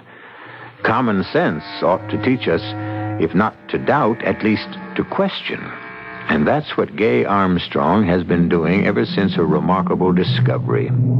A pearl necklace willed to her by her mother and kept in a safety deposit box in a bank has been appraised as worthless. What became of the necklace? We will soon find out. Well, that's quite a story, Gay. What do you think? Well, I don't know what to think. Let's be practical. The necklace is gone, but Gay has the 15 grand. Yeah. I'm sure the money is great, but that's not her point. There's a mystery about the whole thing. What happened? That's what Gay wants to know. Exactly. The whole thing's as phony as plastic wood. Meaning my mother didn't sell the necklace? Of course not. Bart Lerner stole it. Oh, honey, I know how you feel about him. I like him, too. But he must have needed money, so he grabbed the necklace and sold it. You really think that Bart Lerner stole the necklace? Sure. Who else? Well, my mother may have gone to the bank and... I doubt it. She was a pretty sick lady. It's easy to check. The receptionist at the bank vault makes you fill out a slip. Ask the bank to check out the time anyone asked for your safe deposit box, and you'll find out if your mother went to the bank this past year. That's an idea. I mean, it's obvious. I'll bet only Bart Lerner had gone to the bank.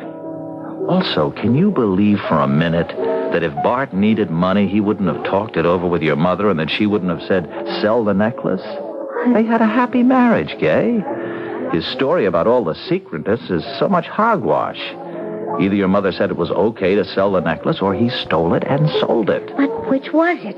And how can we prove it? You can't. Bart can always say your mother agreed to have him sell the necklace. And you can't disprove that, Gay. But Mother would have told me. Maybe. I guess I'm with Preston there. Take the 15 grand and forget the mystery. If my mother told Bart he could sell the necklace, why didn't he say so?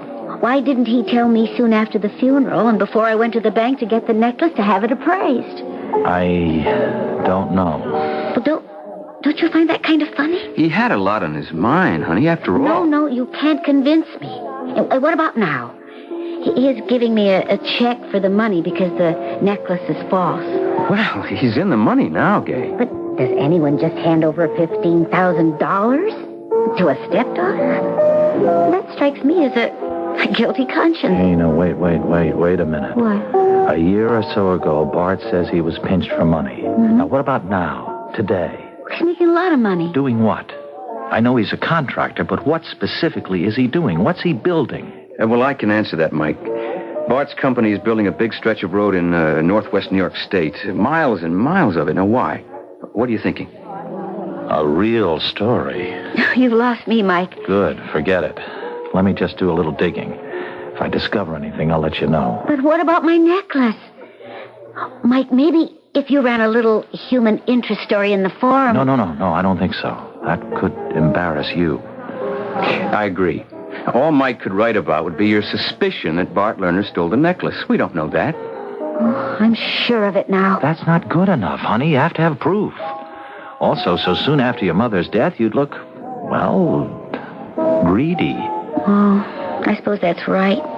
But what do I do? I got an idea. If it pans out, we'll know what happened to the real necklace. And I'll have a story for our front page. What kind of a story, Mike? Graft.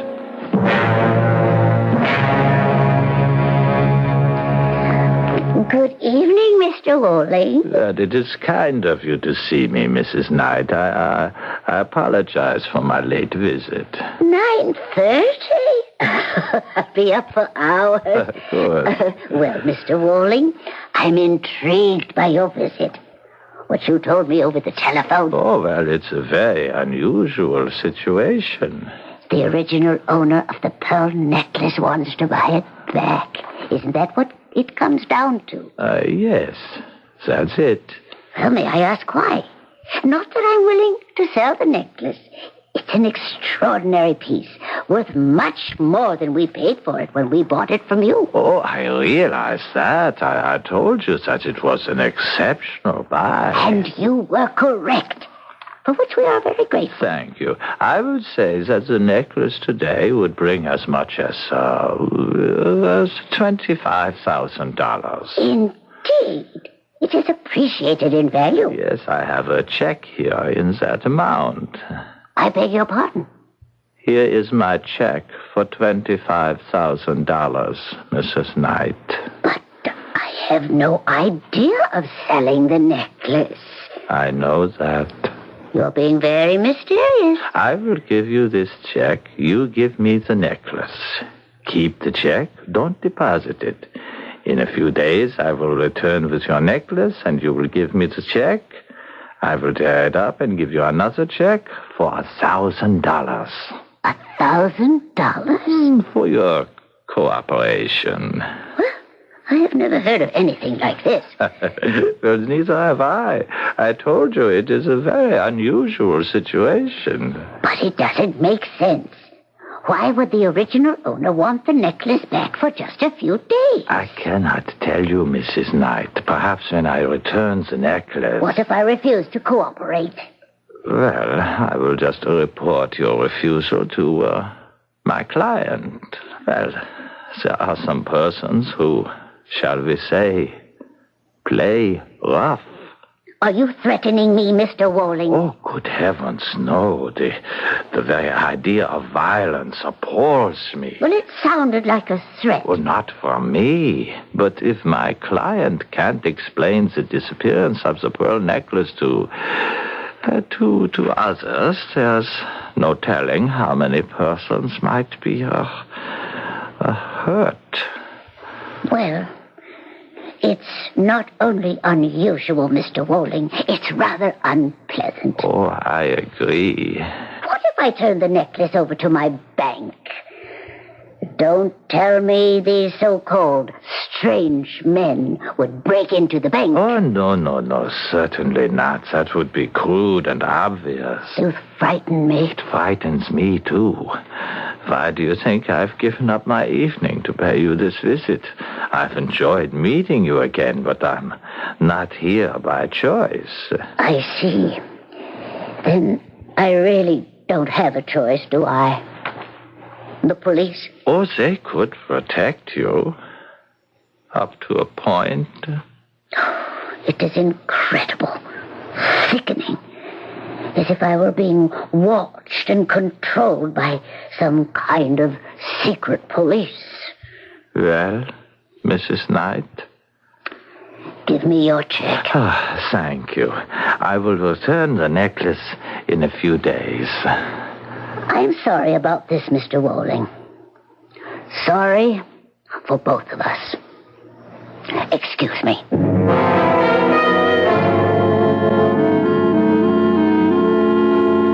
Hi, honey.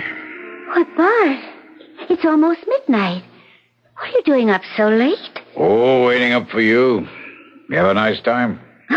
Very nice. Well, how's Preston? Fine. Did you just wait up, or did you want to see me about something? Well, yeah, matter of fact, I did. Oh?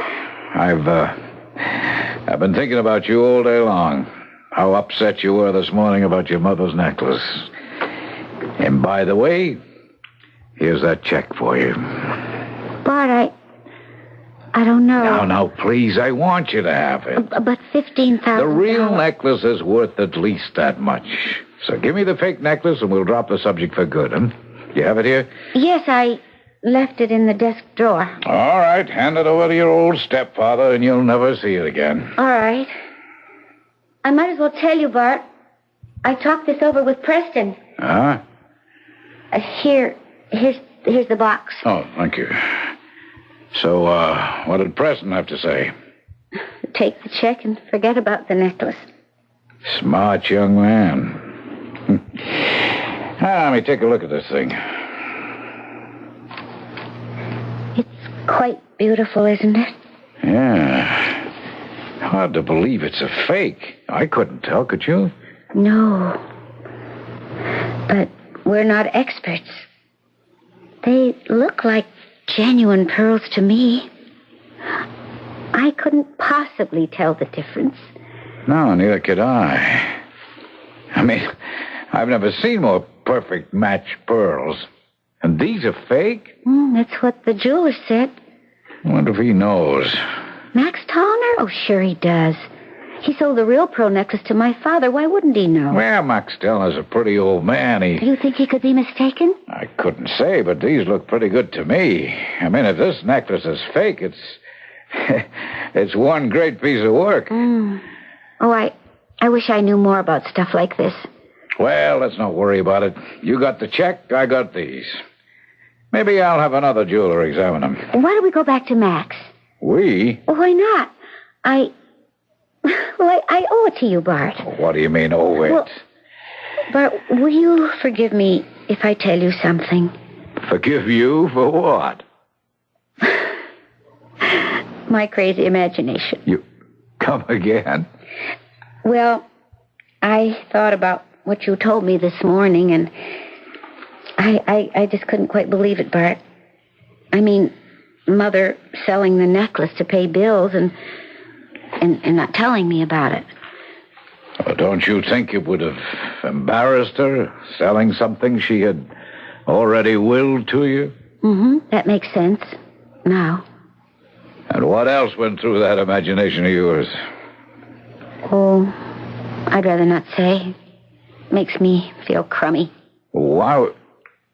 Oh, did you think that I had stolen the necklace? Oh, please, Bart. Well, of course. It was a perfectly natural thing to think. I thought about it at work today. I knew what you were thinking. Oh, I feel terrible about it. Please forgive me. Done. And now let's forget it. Are you going to see Max Tallner tomorrow? Oh, you might as well. Wouldn't it be wonderful? Oh, it couldn't be. I was going to say, wouldn't it be wonderful if this necklace is the genuine one? Why, would you want it back? Oh, no. It's beautiful. But it's not for me. You do prefer the check. Oh, yes. Oh, but I'd be happy if this thing was really worth what you paid for it. Oh, that's too much to hope for. But it would be like having $15,000 fall right into my hands, huh? Yeah, Mac said it was worthless. Well, he should know. He could have been mistaken. Maybe. We'll find out in the morning. Now, come on, take your check. And I'll put this necklace in the wall safe. Just in case.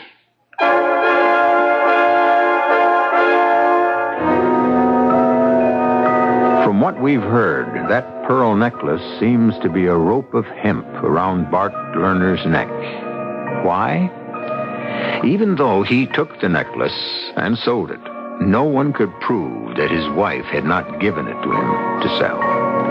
That was the reporter's point. But a crime, however small, somehow has a way of raising its head and staring down the person who committed it. I still don't know what Bart's real crime was, but we'll find out when I return shortly with Act 3.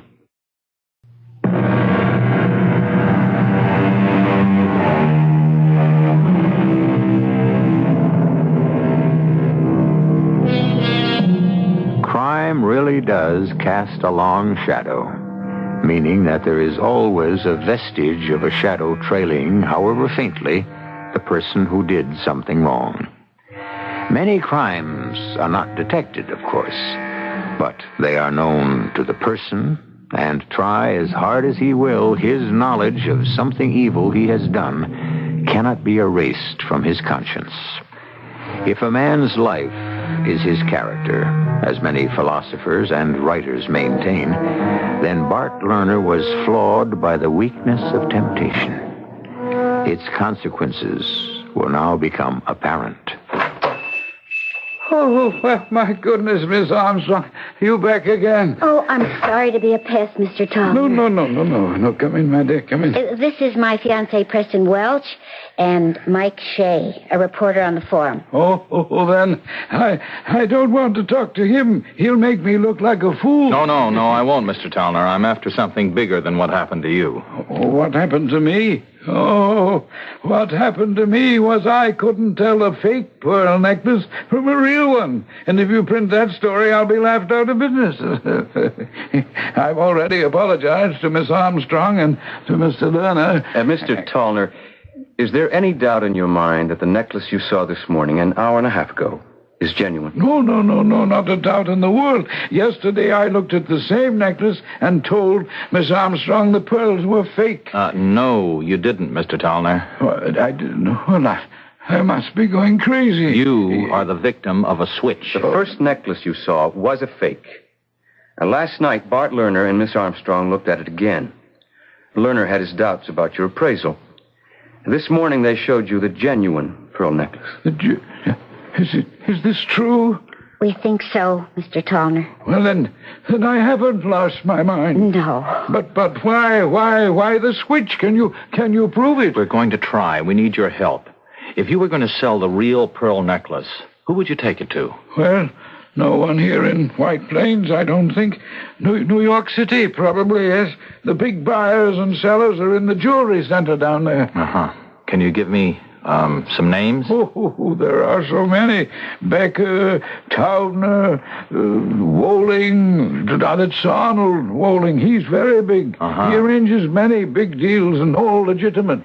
Press, hit the road and see what you can find out about, okay, Arnold Woling. I'll go with you, Press. No, you won't. You get back to your job. I'll report back to Mike if I have any luck. And I've got reports coming in already. Reports? About what? Payola, baby. The truth about your pearl necklace could rock the state.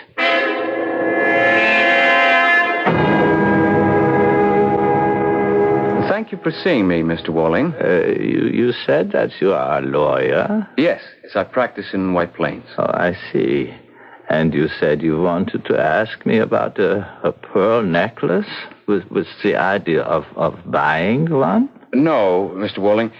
With the idea of finding out the name of the person from whom you bought it. Assuming that I did buy such a necklace, the name of the seller is confidential information. You can, of course, understand that. Of course. Just what is your interest in the necklace? It was willed to a young lady I know. When she went to have it appraised, it was declared worthless. A fake necklace had been substituted for the genuine one. Oh, I see. Do you, Mr. Walling? Someone had to make that false necklace. You bought the genuine one and sold it. Those were legitimate transactions, Mr. Welch. I don't question that, but if you sold it, how did it happen that this morning at 9 o'clock, the young lady had the necklace appraised a second time, and this time it was the genuine article? I can't say. Did you help to arrange the switch, Mr. Walling? And before you answer, it is the opinion of a very sharp newspaper reporter, Mike Shea, and mine also. The money obtained through the sale of the pearl necklace was used as payoff money to an unscrupulous member of the Roads and Highways Commission. What does that have to do with me? I want the name of the person who sold the necklace to you and the person to whom you sold it. You don't know the former? Yes, but I want your testimony as proof. And I want to visit the buyer in order to piece this scheme together. And if I tell you what I know? I'll give you my word that I'll protect you and the buyer from publicity and innuendo. As a businessman, I have never violated a confidence. I said I'd protect you from publicity and innuendo, Mr. Walling. But can you protect my life?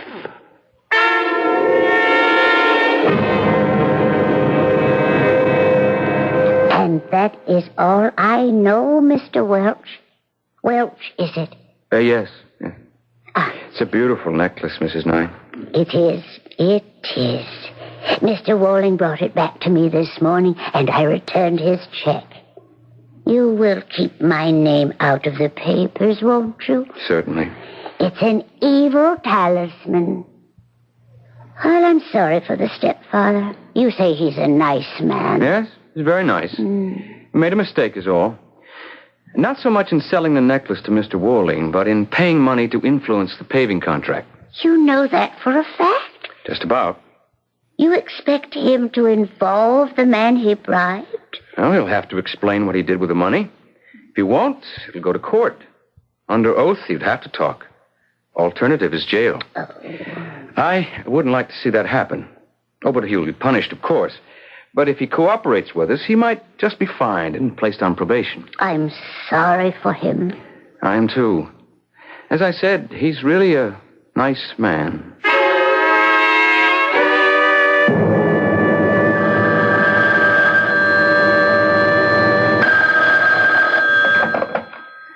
Bart Lerner speaking.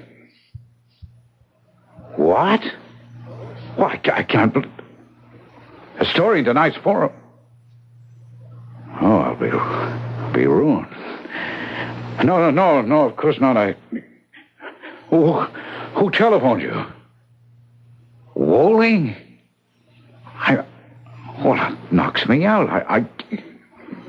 Yes, well, let me explain, please, sir.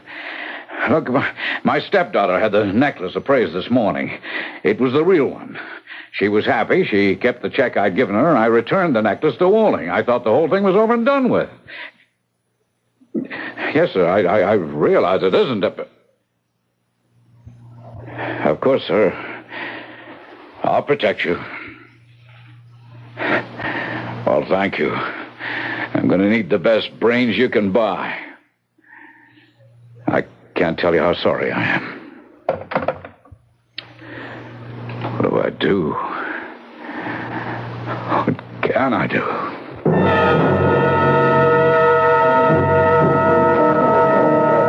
Here's Mike. Yep, right off the press. It's, not a nice story, Gay. Oh, Mike.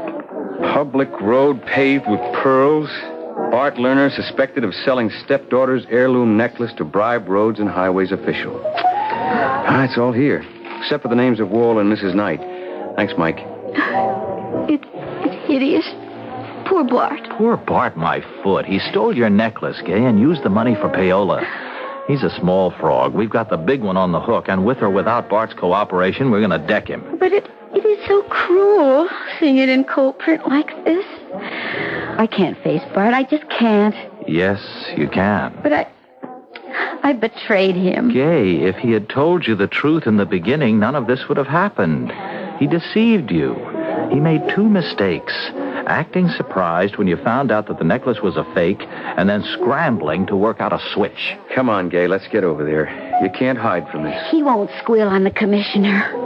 You think he'll prefer to go to jail?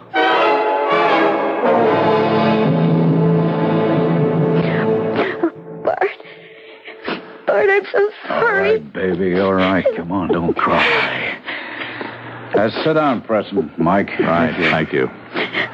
Didn't know that rotten necklace. There was nothing wrong with the necklace, honey. Now, come on, dry your tears. How can you take it like this, Bart? What else can I do? I made a mistake. I have to pay for it. Oh, I'm so sorry. It just breaks my heart. Yeah, I'm kind of sorry, too. Well, Mike, you've had a field day, haven't you? I don't look at it that way, Mr. Lerner. You know, your newspaper is going to have a libel suit on its hands tomorrow. We can support what I wrote. You think so? Yes. All that Preston and I found out isn't in that article. Oh, I admit selling the necklace. My wife knew about that at the time. That's not what you told Gay. You said she probably had sold it. And you can't guess why. I didn't want Gay to think your mother and I had robbed her of a gift, freely given. Wait a minute. If you agreed to sell the necklace, why did you have Mr. Woling make a paste copy of it? I don't think I'll answer that question. I gave Gay $15,000 for the imitation necklace. To make her forget the whole thing, sure. But that's where I came in, Mr. Lerner. Just a little more than a year ago, you were awarded a big paving contract. Why you? Well, we ran that down. You got the contract because one of the commissioners recommended you very strongly. Did you bribe him, Bart? Gay, I've been an honest man all my life. So you won't answer the question? I've told you that your newspaper will have a libel suit on its hands tomorrow. Look, we don't intimidate easily. If you want to sue for libel, go ahead. Then all the facts will come out, from the theft of the necklace. I didn't steal the necklace, and I paid Gay what it's worth. You're going to have to explain why you engineered this whole thing. And you're going to have to explain what you did with the $20,000 you got from Woling. Where did the money go, Mr. Lerner? It'll all come out. And if you won't talk, you know where you'll end up. Jail. Don't say that, Mike. He's right, though, Gay. Bart, please admit what you did. If you did make a mistake, admit it. Isn't that what you've always told me? Admit a mistake and you can be forgiven? Well, honey, that's easier said than done. Have you been threatened? Already? What are you talking about, Mike? Oh, Gay, you're really very naive. Your stepfather is in trouble. You mean if Bart talks, they'll kill him? Sound melodramatic? Well, it's true. Oh, no. He's already been warned, haven't you, Mr. Lerner? Yep.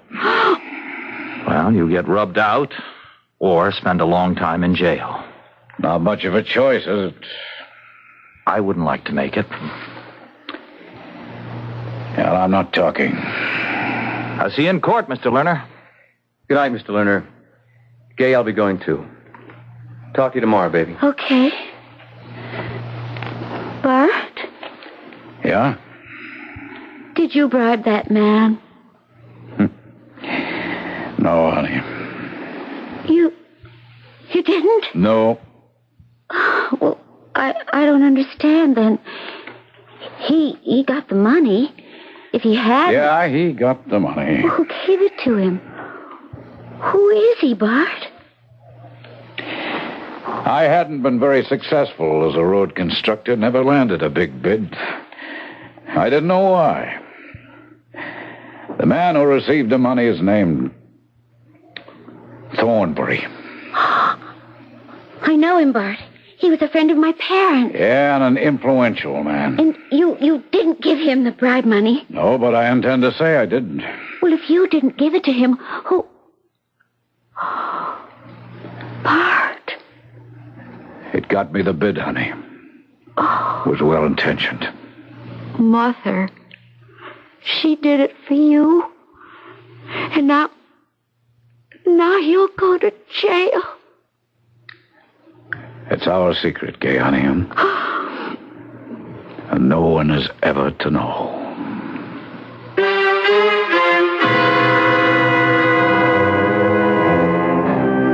And so the long shadow of a loving intention, which was a crime, for bribery certainly is that, will imprison a guiltless man. Not if he'll tell the truth, but could he do that to the memory of his dead wife and to the stepdaughter he loves?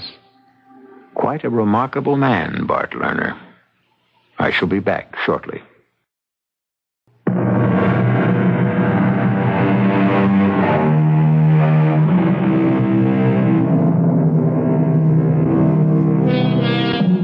I leave you with this thought. Crime is never founded on reason.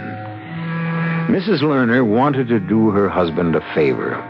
He'll go to jail rather than sully his dead wife's memory. Yes, quite a remarkable man.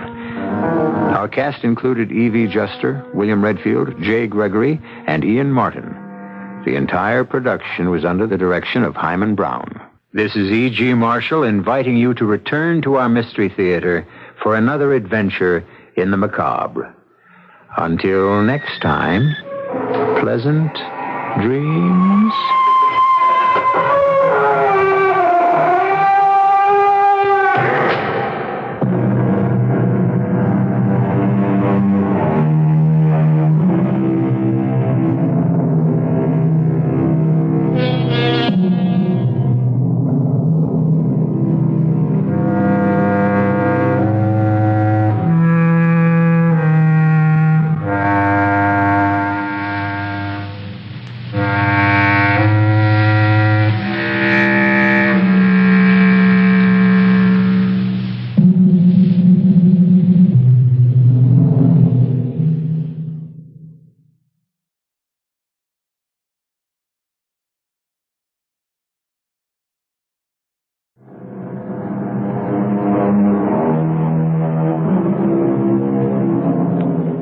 Come in. Welcome. I'm E.G. Marshall. 2,000 years before Christ, Antef, the Egyptian king of the 11th dynasty, had this inscribed upon his tomb: "There is none who comes back from the dead, that he may tell their state, that he may tell their needs. It is not given to man to take his property with him, nor is there one who departs who ever comes back again." Today, almost 4,000 years later, we have reason to believe this is not so. People do come back from the dead.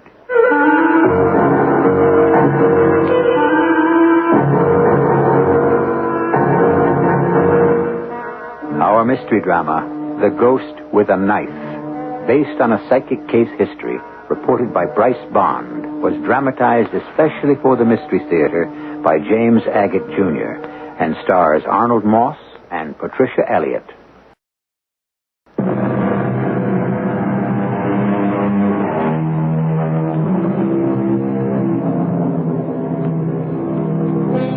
You sit around talking with friends and someone asks, "Do you believe in ghosts?" For the most part, the non-believers are those to whom extrasensory experiences have never happened. But there are very many in this world to whom the spirits of another world are very real and active and cry to be heard. One of those who hears them and deals with them is Bryce Bond, a well-known psychic scientist and investigator of the supernatural and supernormal. Let me get down to cases, one in particular. About a week before December the 16th, 1974, I received a call from the president of the Foundation for Parasensory Investigation, who told me that a policeman from Mineola, Long Island, called to say that a Mr. and Mrs. Green, a young couple he knew, asked him to come over to their house and investigate a ghost. I set up a date with a couple and asked David Enters, a medium, a psychic, and also a photographer, to come along with me.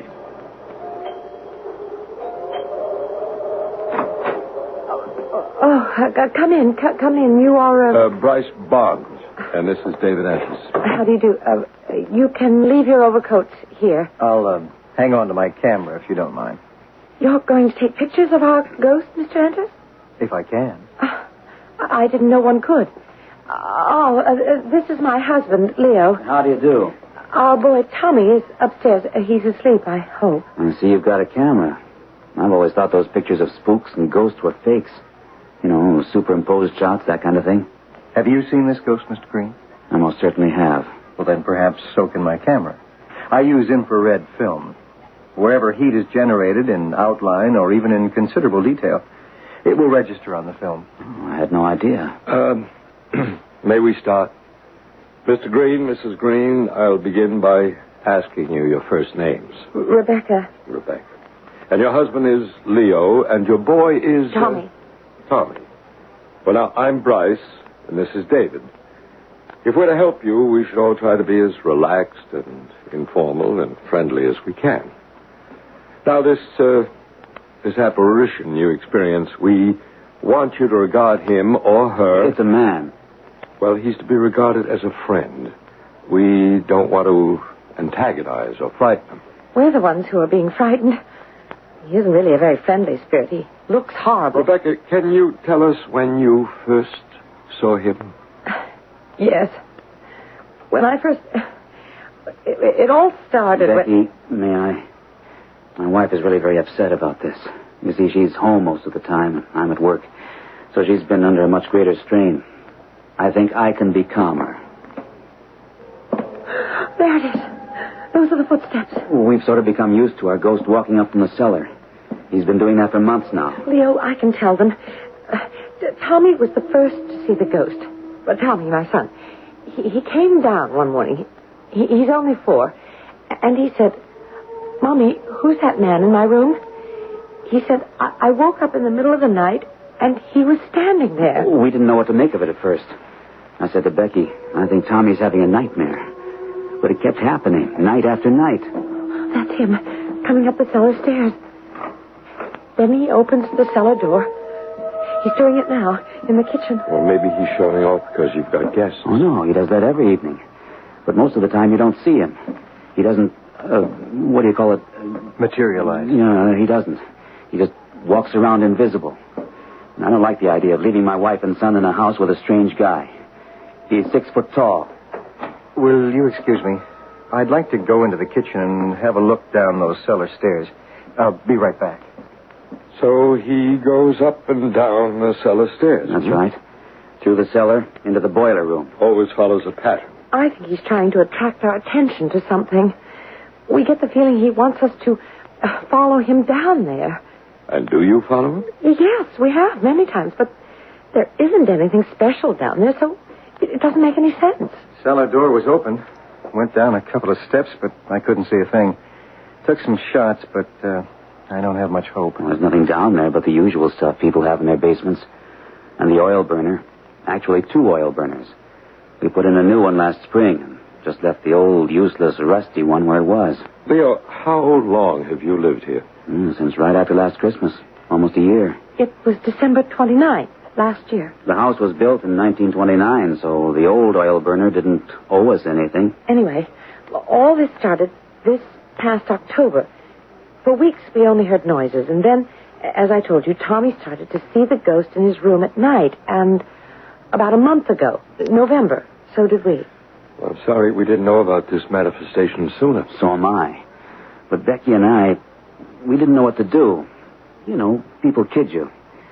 And remember Joe Forster, our friendly patrolman. Mm-hmm. What made you decide to tell a policeman? It's one thing just to hear noises. It's another thing to see a man 6 feet tall. But last Monday, I was alone here with Tommy. And he came at us with the knife.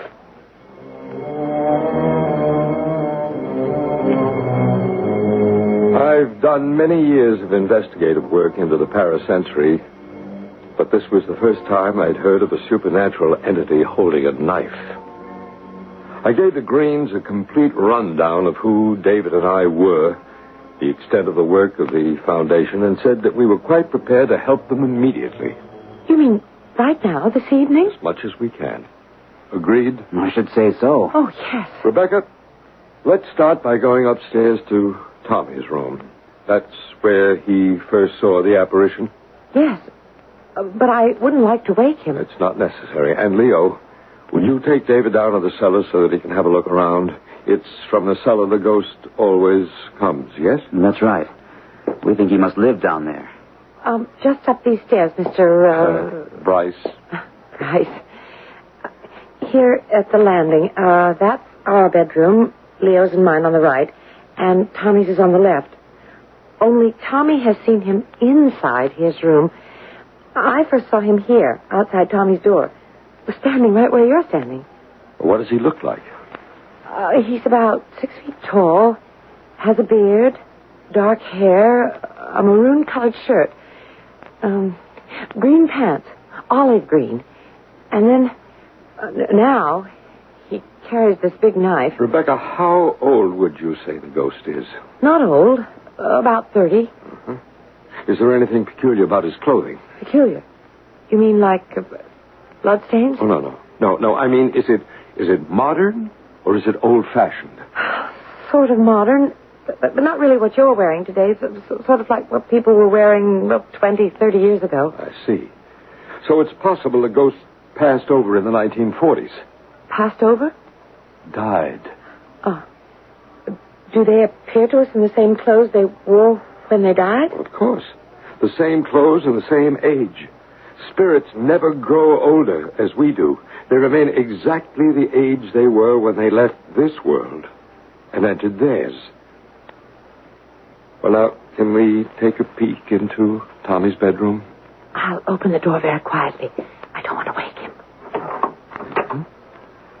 Now, where was the ghost standing when Tommy saw him? Mostly at the foot of his bed. Most of the times. Right by that window. Oh, and that's another thing. Wait a sec. I want to show you something. I don't know if this... Would you take a look at this plant? Oh, what is it? Or should I say, what was it? African violets. Could have used a little water. That's just the point. This morning, this plant was healthy and alive. I got it at the store. It's at least a tenth of... Well, I don't know how many plants or all kinds we've put in Tommy's room. And he loves growing things.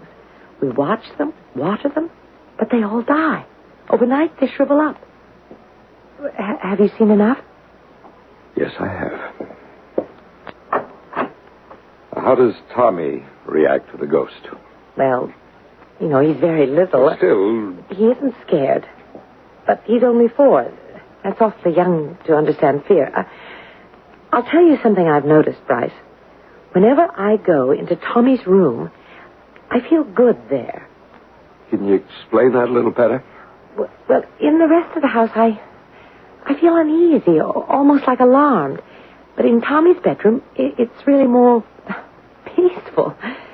I've had the funny idea that maybe the ghost is protecting my baby, and that's why it feels good in there. Oh, there you are. Well, we explored the cellar. How's everything upstairs, Bryce? It's very interesting, David. As I said before, this ghost follows a pattern.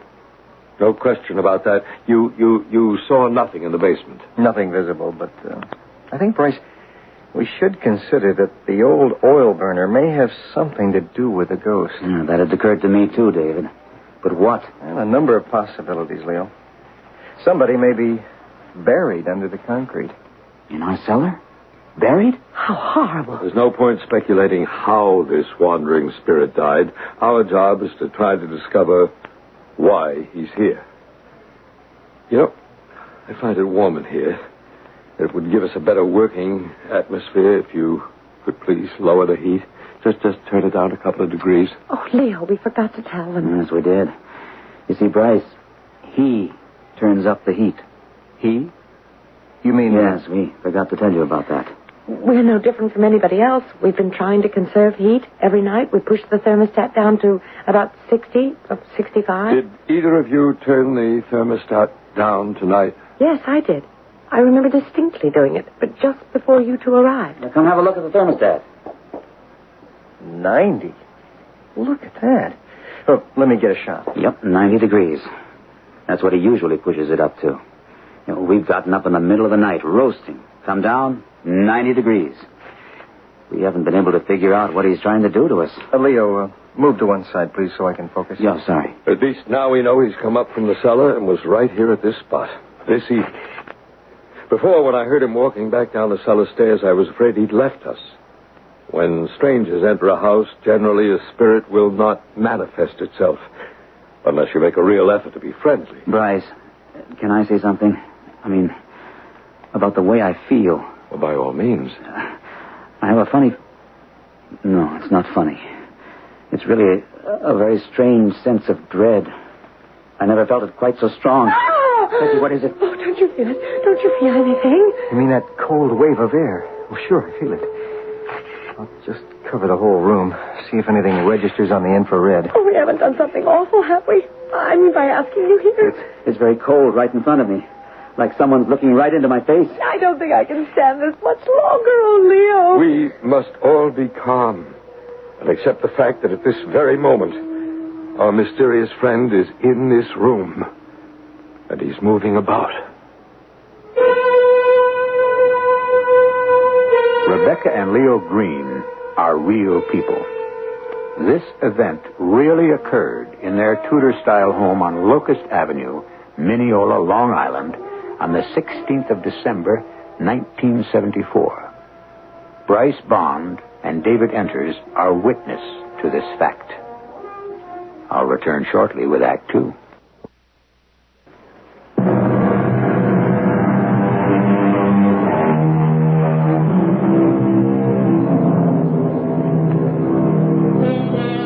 The lives of a young suburban couple and their 2-year-old son are suddenly turned topsy-turvy when their home is invaded by an apparition who appears to live in their cellar and wanders about their house day and night.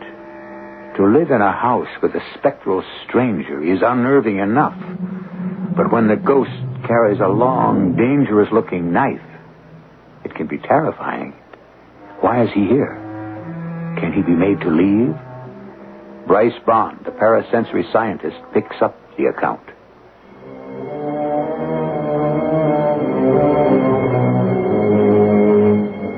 We sat in the Greens' living room, aware of the rustle of cold air moving around us. The vibrations I picked up made it quite clear that the ghost was in that room at that very moment.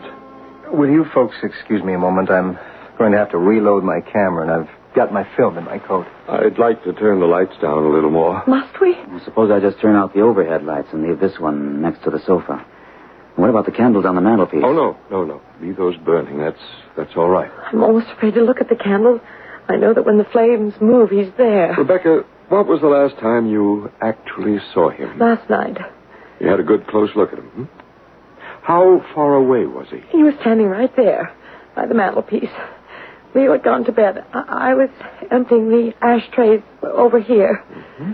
Now, when you saw the apparition last night, did he appear just as physical as I do now? Or did you see through him? He was as clear as you are. In fact, it's crazy, but I'd rather really see him than have him be invisible. And when he went, he didn't fade away, or did he? I don't know.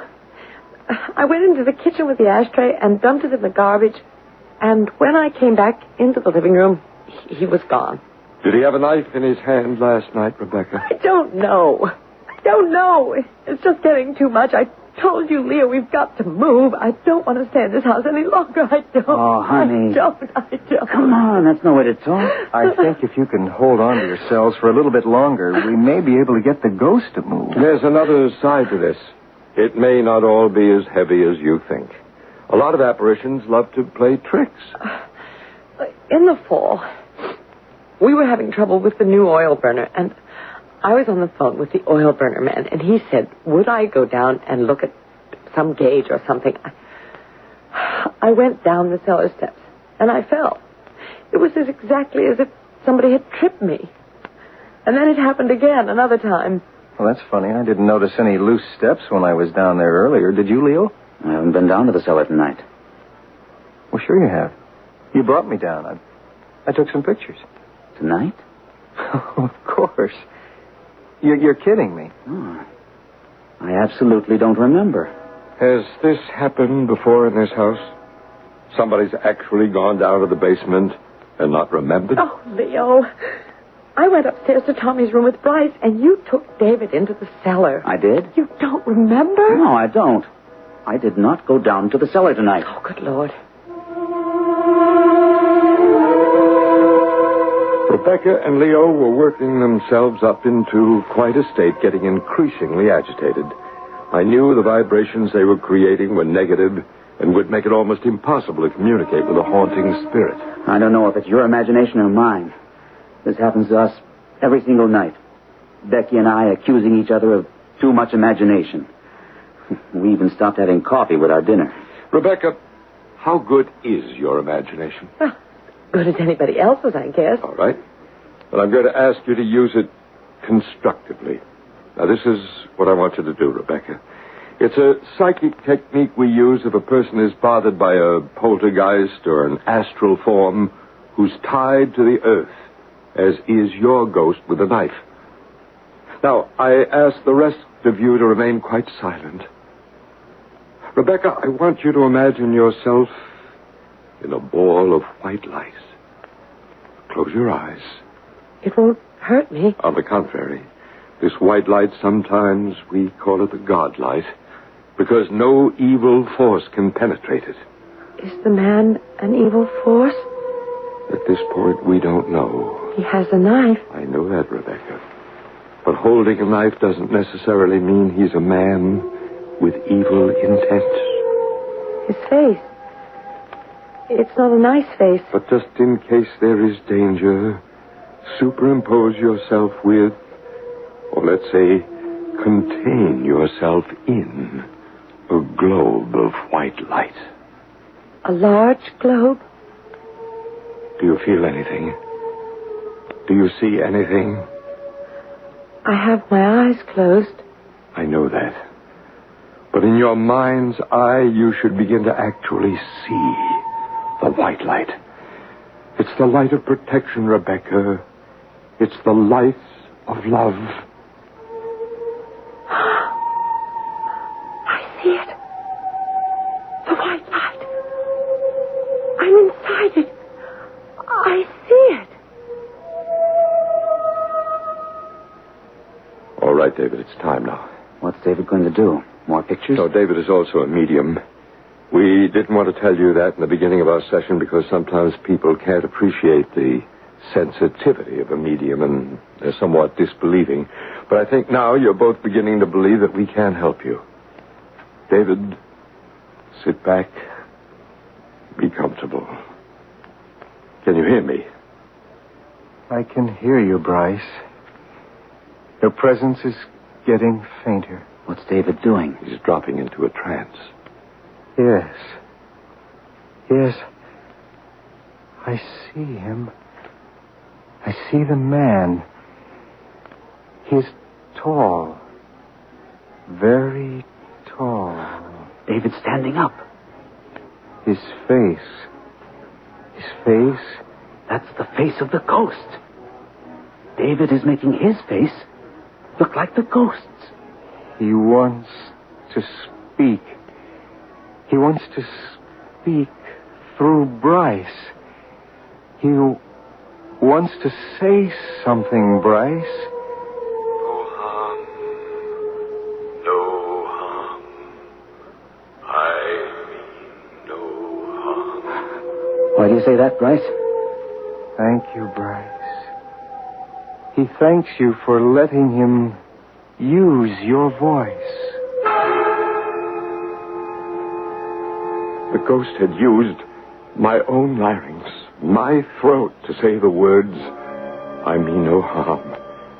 This had never happened to me before. Usually it's the medium who speaks for the spirit. We then brought David out of his deep trance. Naturally, he remembered nothing of what had occurred since he's the conduit between the two worlds. I then proposed we examine every room in the Greens' house for vibrations, starting at the top. All of us went up the narrow stairs to the attic. Bryce, would you take over now? I'm going to try for some more pictures. Sure. Rebecca, Leo, let's turn out that electric bulb hanging there. It's better if we're in darkness. Remember, when you can't see the ghost, he also is unable to see you. When his body is visible to you, so is yours to him. Oh, that startled me. It's only a thundershower. Rain in December? Please. Let no one speak. Spectral spirits, we have no thoughts for you but kindness and love. It is time now for you to leave the world of earth and return to your world, where there must be God's work for you to do. Do you hear me, spirits? Speak to us. Make us know why you are tied to this house. You have left behind your loved ones in your world to be here. Spectral spirit, why are you in this house? What do you want to say? Oh, I feel the weight. Something was taking possession of me. My head became heavy. It was hard to breathe, to get my words out. The spirit was trying to come through and tell me something. At last it passed, and we left the attic. On the second floor, we checked every room. Little Tommy's, where he lay asleep, had the warmest vibrations. Leo and Rebecca's very cold and unusual vibrations. David took pictures everywhere. Bryce, shall we do the exorcism now? I was just going to suggest that. Every room. Exorcism? Isn't that some kind of spooky religious thing for witches and devils and, well, I don't know what? Leo, you've been seeing too many horror movies. We're not about to exorcise a person, but the rooms. But isn't that, well, kind of sacrilegious? No, not at all. Ours is very, very simple. We just try to communicate to see the prevailing entity, and sometimes we do. It appears in a misty form. How do you do it? We use the sign of the cross. I thought the cross was a symbol of what Jesus Christ was crucified on. Oh, heavens, no. That sign isn't the exclusive property of the church. The true cross is fire, air, water, earth. It predates Christianity by at least 65,000 years. I had no idea. The sign was used in those ancient days as a fire line to burn away negativity and to act as a natural blessing. And that's the sign you're going to make now? Exactly as the ancient metaphysical priests did. It's not a religious cross at all. Can we watch? Well, dear Rebecca, you should watch. This is your house. This sign will bring peace to it.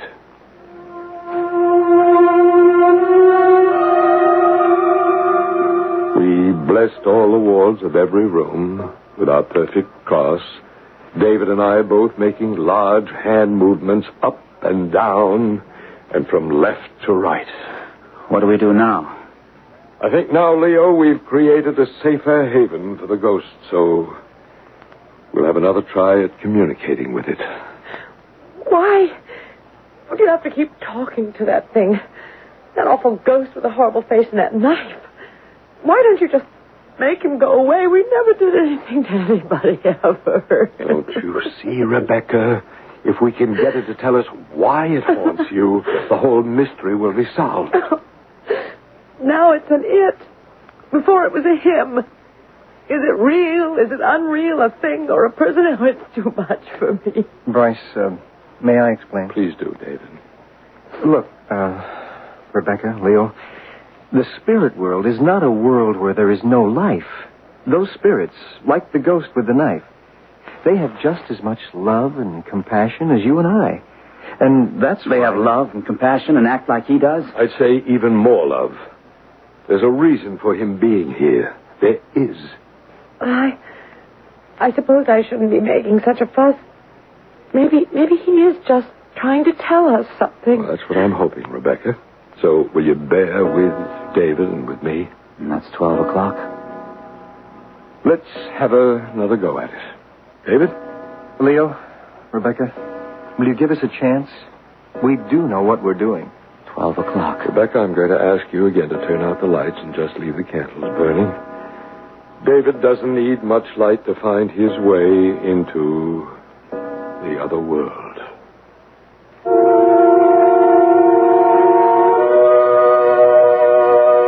Hard to believe, is it? This is not fiction. It's fact. The foundation for parasensory investigation indeed exists.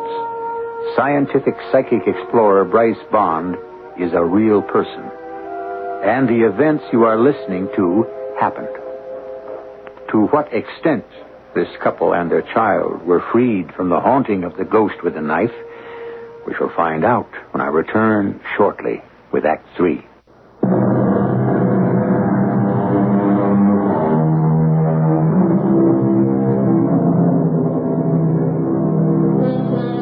When you enter a new world, you are a stranger until you learn the language. Everything is foreign, unexpected, almost mysterious, until you know the ABCs. So it is also in the world of mathematics, space travel, medicine, and science. So it is in this strange world of psychic phenomena. At last, Rebecca and Leo Green are trying to understand the key to it, as well as the key words to free themselves from this astral visitor. Bryce Bond continues.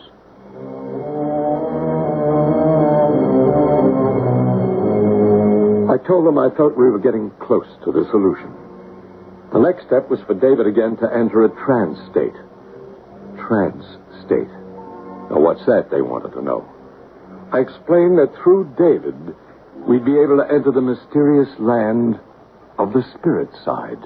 I'm sorry I acted like that, Bryce. It was stupid of me, especially when I believe we're on the home stretch. I really do want to know. So do I, every step of the way. And you were telling us about trance state, Bryce. It's a state of being and non-being. For instance, when I do my healing, I drop down into a trance state, meaning myself, my ego, the Bryce Bond ego, leaves me, as David's is leaving him now. Why do you do that? Can we have silence, please? David is freeing himself so that he can channel all the energy from above. You see? Now watch him. He's shaking his head, and now he's nodding. Do you see? I mean no harm. I mean no harm. Neither do we, sir, let me assure you. We wish you no harm, and we believe you wish us none. No harm. No harm. I want you to listen to me carefully, Spirit. Here on Earth, it is now winter time, December. In a little more than a week, it'll be Christmas. Do you remember Christmas? The time of goodwill to men and the time of peace. The year is 1974. Understand? 1974. That's right. That is the year it is today. Now, can you tell me when it is you passed away, passed over? I'm glad to talk to you. You have opened the gate for me to talk to you. I'm also glad. Do you remember what year it was you passed over? When? You say... Winter or summer? About like this time. Snow and cold outside. Do you remember the year? The year you died. Here, I don't remember the numbers anymore. What do you remember? I can tell you how it was. I was very sick and I couldn't go out. I'd sit up in a chair all dressed and I'd listen to the radio a lot. There were little plays on the radio every day. Soap operas, they called them. I lived a whole year listening. They kept me alive. I didn't want to leave them. Nobody would let me out of my room. And I hadn't put it right. What hadn't you put right? I knew as I lay there, I hadn't fixed it right. It would go wrong. What is it that would go wrong? I want to tell them. Is it something you want to tell Rebecca and Leo and Tommy? I love little children. What is it that's troubling you? Do you want to tell them something? You are warning them. Is that it? What harm? What harm? Rebecca and Leo and Tommy don't know who you are, but they love you. The strength of their love is wishing you to tell them. What harm? Spirit, somewhere here on earth, you must have left behind some loved ones, and they love you too.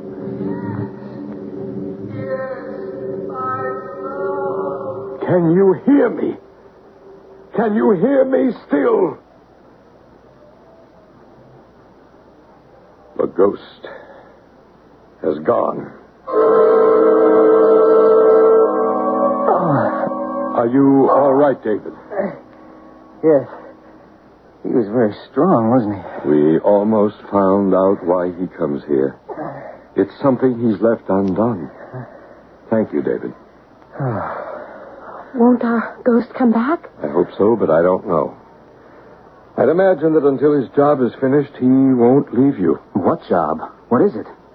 What could he have yet to do? All close our eyes now. I shall speak for all of us. At this very moment, we are all going to the cellar door. Yes. Yes. We want to go down the cellar stairs. I have that feeling, too. Yes. A sense of urgency. Now, we must go now. Yes, we mustn't waste a moment.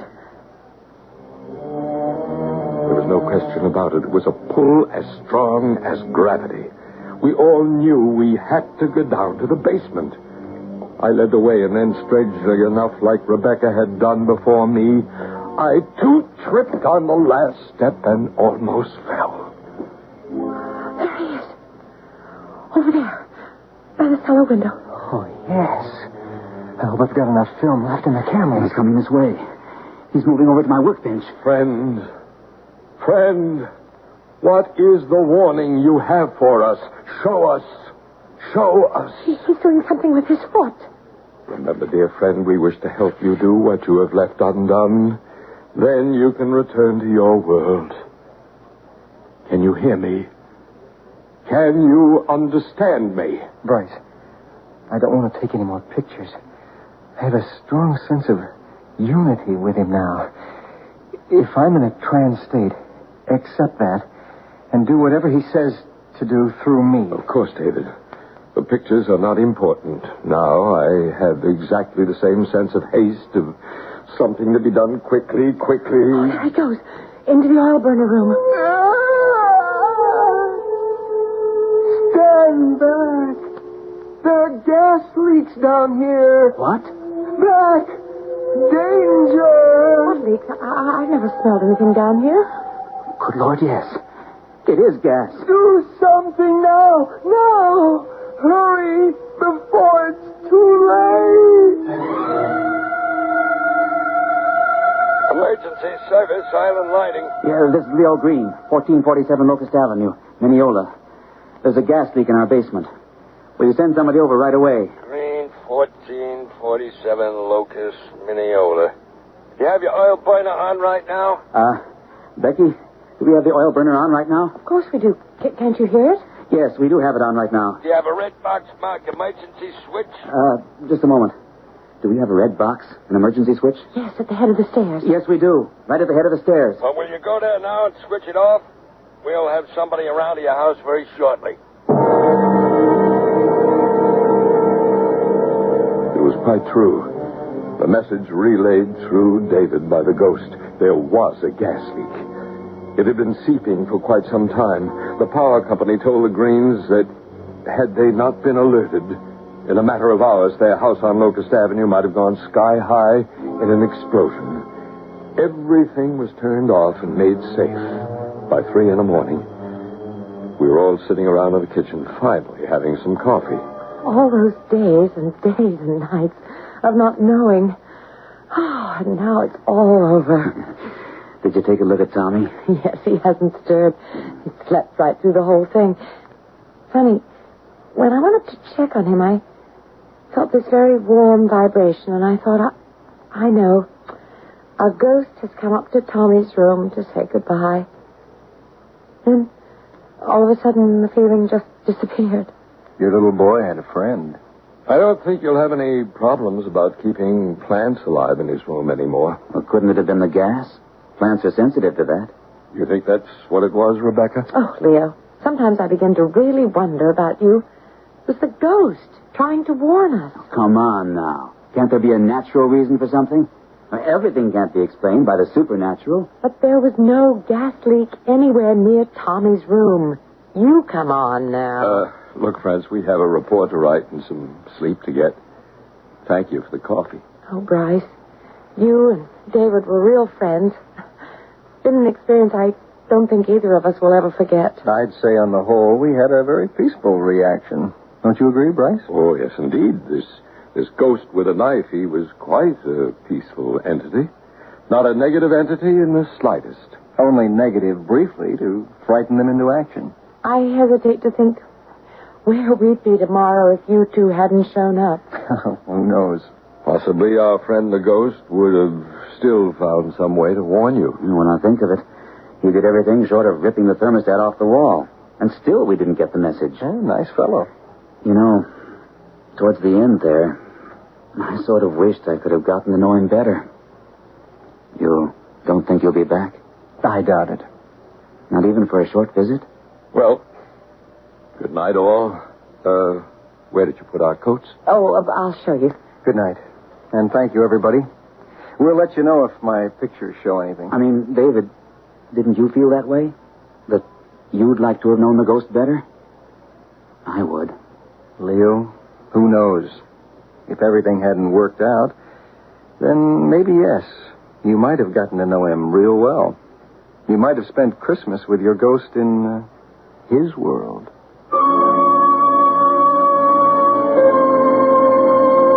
Today, at the Greens' house in Long Island, there are no more mysterious footsteps. The thermostat stays where you put it. Plants grow. And on Thursdays, when Rebecca's Bridge Club meets, there are no strange men in the kitchen. But there is a larger meaning to the story you have just heard, which I'll tell you when I return shortly.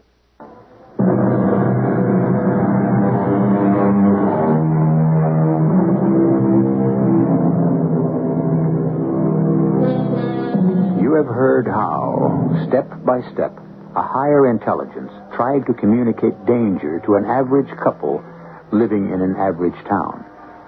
You have heard how the parasensory investigators took the steps that freed the astral being so that it could return to its world and get on with its own life. What, in our language, our words, was this being? Was it the mind? Some scientists say so. For the mind of man never dies, only the body. And so it is entirely possible that life can exist on the spirit side. And perhaps one day we shall all find out why and how. Our cast included Arnold Moss, Patricia Elliott, Bob Caliban, and Gordon Gould. The entire production was under the direction of Hyman Brown. This is E.G. Marshall inviting you to return to our Mystery Theater for another adventure in the macabre. Until next time, pleasant dreams.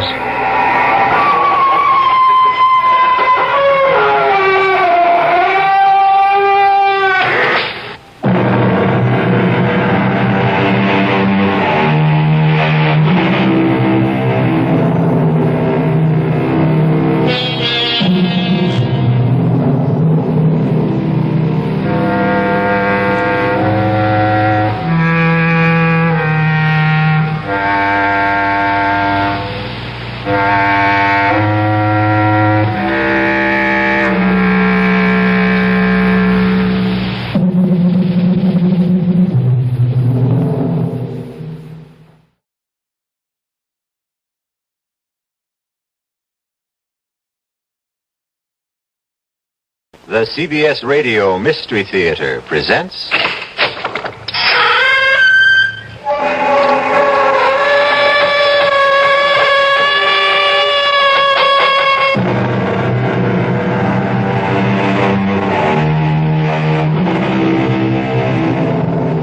Come in. Welcome. I'm E.G. Marshall. Welcome to the terrifying world of your imagination. What would you say is the one single feature that distinguishes man from all his fellow creatures? His brain? Speech? His ability to walk erect? The fact that he's the only living thing that kills for any other reason than self-defense or food? None of them. Something much more simple. A phenomenon shared only by our cousins, the apes. The human hand. This is a gripping, eerie story of a pair of... how best to describe them? Superhuman... unique... no, perhaps best... a pair of immortal hands.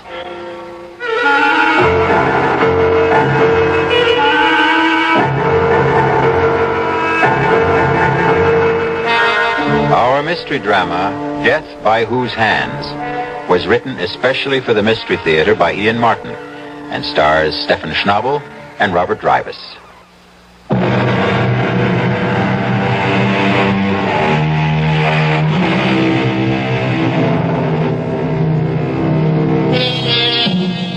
In the beginning of the 19th century, no city in Europe shone more brightly or boasted a more resplendent culture than Vienna.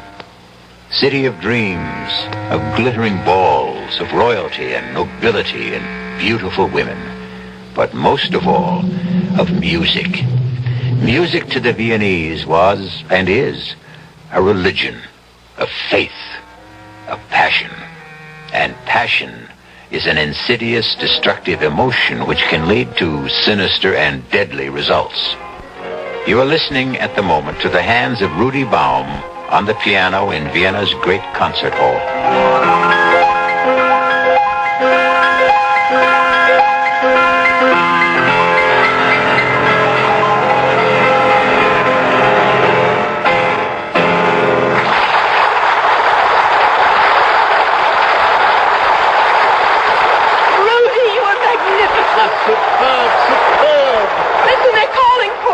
No more encores. I have nothing left. My hands are too tired. Right, my boy. You must not strain them at any cost. Let's go to my dressing room.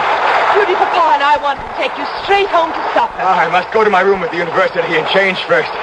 I am wringing wet. Oh, the touch of your hands. From the whisper of Mozart to the thunder of Beethoven. We must protect those hands. As a doctor and your future father-in-law, I will make that my business. Well, I intend to be a little part of that legend, you see. Magnificent, Rudy. Du hast wirklich glänzend gespielt. Yes, you were at your best, my friend. It was a remarkable debut. Remarkable, Franz.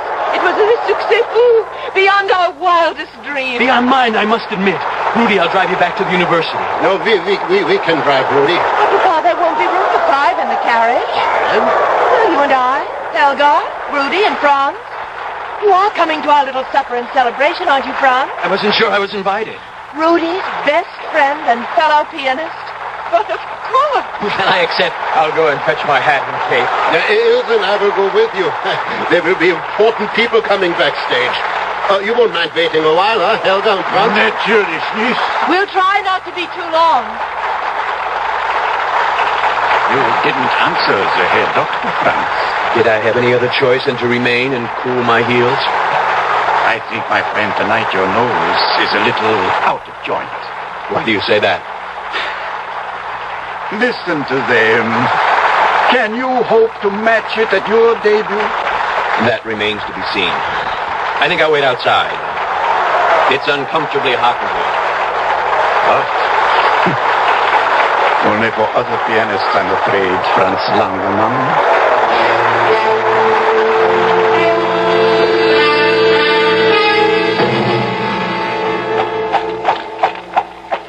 a big night for you, Rudy. No, it's only the beginning. I'm sure of that. Oh, but you're right. It is a big night. It's the start of everything I've worked and slaved for all my life. You wouldn't understand. Why not? Haven't I done the same? You? How could you know what I've suffered? You started with everything. I with nothing. I'm poor. Short. I'm not downright ugly. At least I'm no tall, handsome, elegant dandy like you. But I've got it all in these hands of mine now. I've got the girl. I've got her father as patron.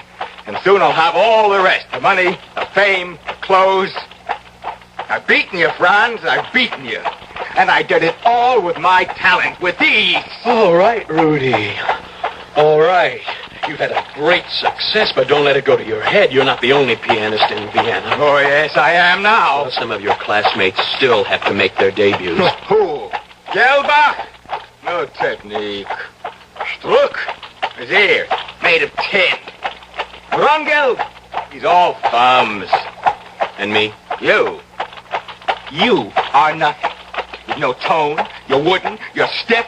You play like a music box. I ought to stop this carriage right now and throw you out. Go ahead, we're almost there. No, I'll do you this one last favor. We'll get there as fast as I can so I can get rid of you for good. Get up!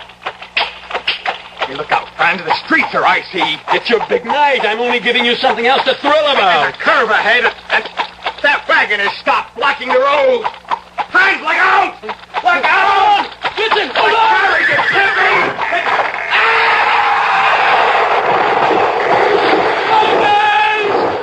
I've got my hands!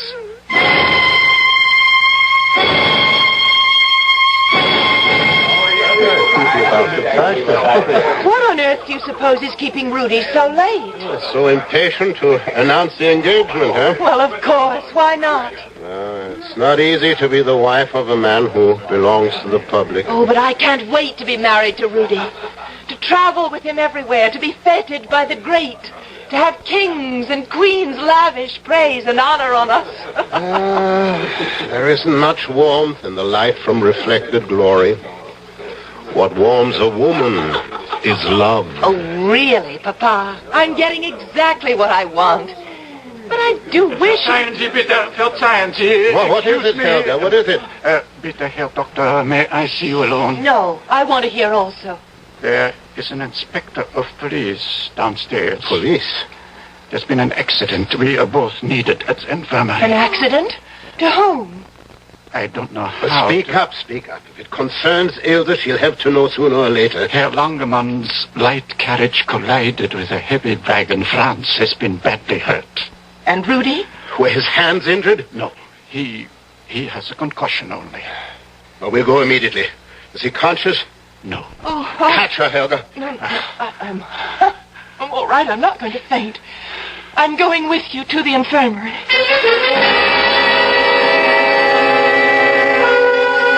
The hemorrhage is so massive. Brain destruction is irreversible. I'm surprised Rudy's still breathing. Oh, the music these hands made less than 3 hours ago. The music they could have continued to make. All vanished. Oh, what a loss.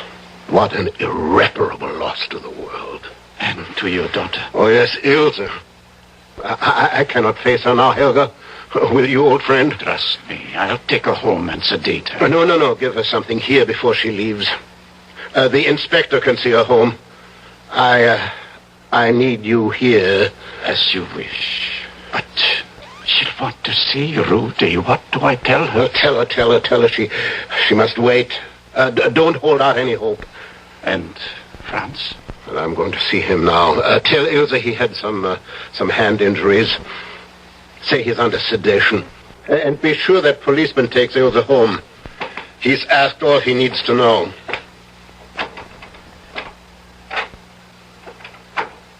It's all right here, Doctor. I'm awake.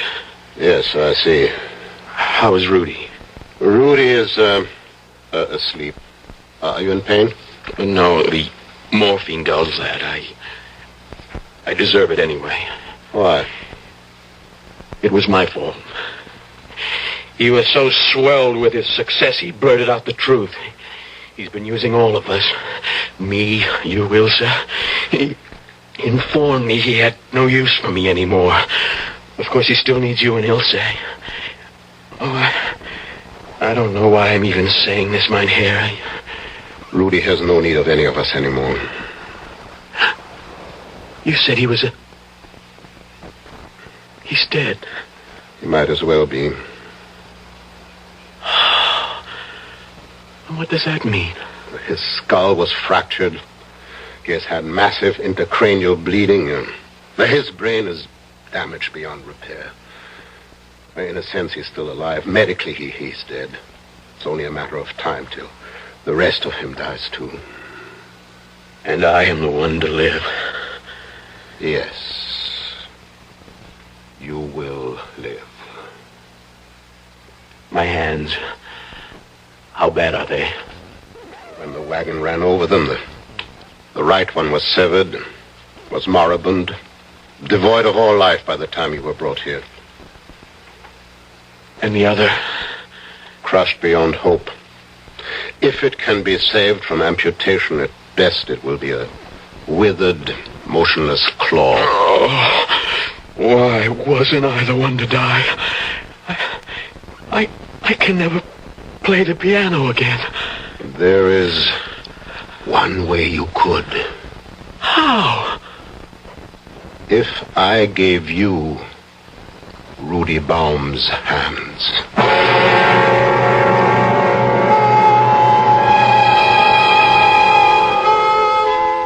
In stunned, incredulous shock, Franz stares up at the usually kind and humorous face of the Herr Dr. Herschel. Now it is stern and drained, the eyes boring down at the young man, gleaming with a strange fanaticism. What he is proposing is beyond belief, beyond possibility, beyond the laws of man and God. I'll return shortly with Act 2.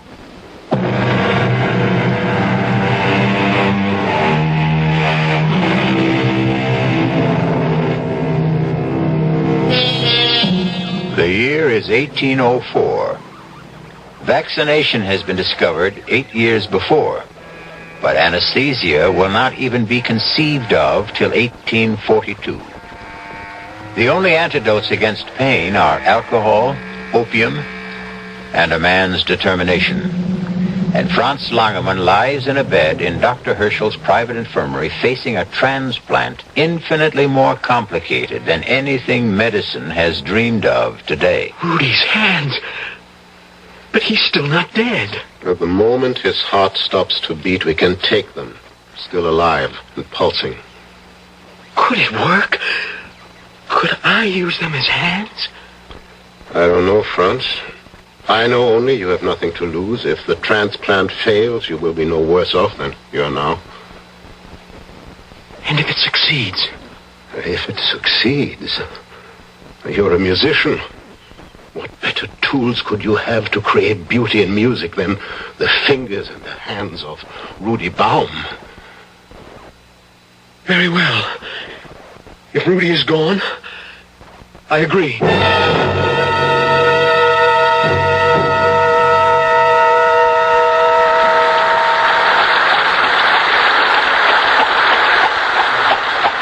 Johann, put the horses away. I'll sleep till mid-afternoon. I won't need you before then.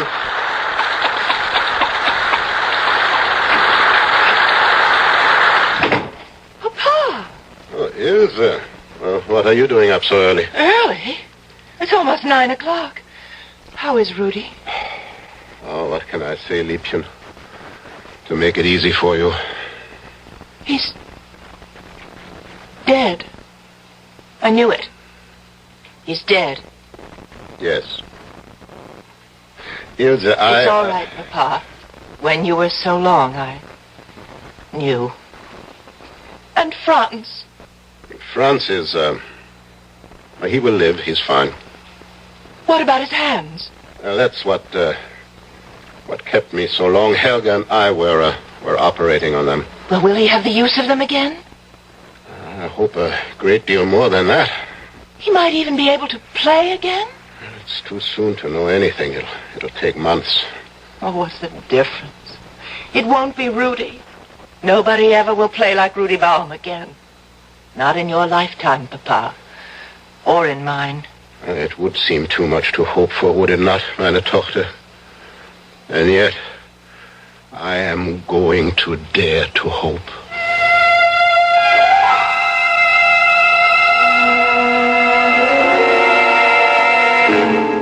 Awake now and no sign of gangrene? Yes. Yes, there seems to be circulation in all the fingers. But no sensation yet. The nerves need time to regenerate. So, now, Franz, we are taking off some of the bandages to free the fingers. Yes, Doctor. Now, Franz, which hand am I touching? I don't know. I don't know. I have no hands. It isn't working. Patience. Now, we try something else. Move your right thumb. I can't. All right. Now try the left. It moved. It moved. So, we make a beginning. Now we try the other fingers one by one. And as you see, today we take all the bandages off for good. These terrible scars. No, not terrible. Beautiful. Well, you will see within a year there will be thin white lines you can hardly detect. Besides, I made the grafts far enough back so that your linen will cover them at all times. Even when you play. You really expect that I will ever play the piano again? I hope with all my heart. Now we try the exercises again. Here, pick up the pencil. I can't feel the damn thing. The feeling will come. No, never. They work, they move, but they have no feeling. I tell you, it's all been for nothing. I'm wearing a dead man's hands.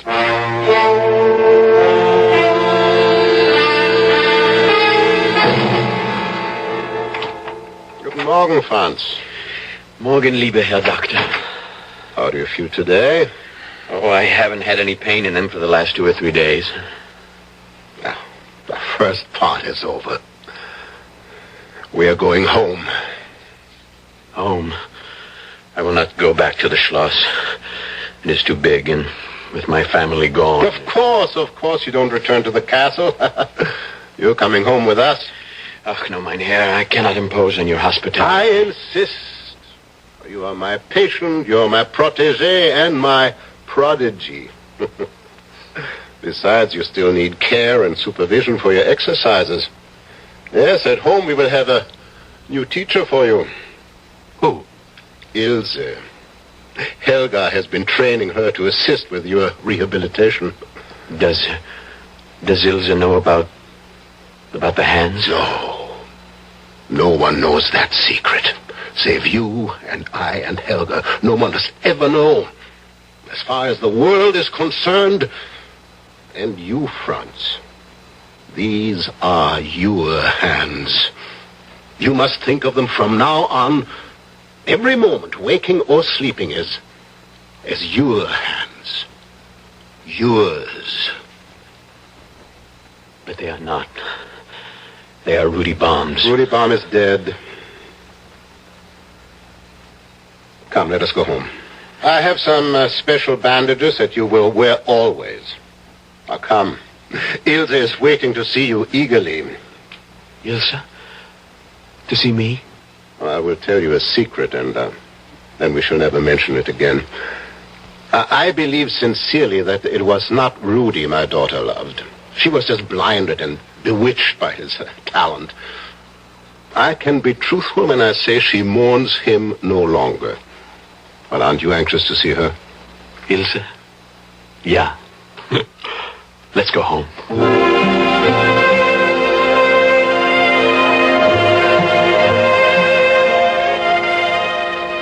Guten Tag, Franz. Ilse, I didn't hear you come in. Guten Tag. Where's Papa? He went back to the infirmary after lunch. Oh, I thought you and he were together. Now that I'm here, I must take up my duties. Will you come to the table? Are we to eat again? No. We're going to start your exercises. Oh. Your poor hands. To think. That night, Papa never told me how badly they were injured. There's not a sign of a scar. Your father is a magician. No. I know he's prouder of his success with you than anything he's ever done. Do they still hurt? No. Even when I hold them? My hands are not what you heard, Ilse. It was my heart that was in your hands. Oh, that was a long time ago, Franz. It's over. Shall we start again, then? Us? Again? No, I meant the exercises.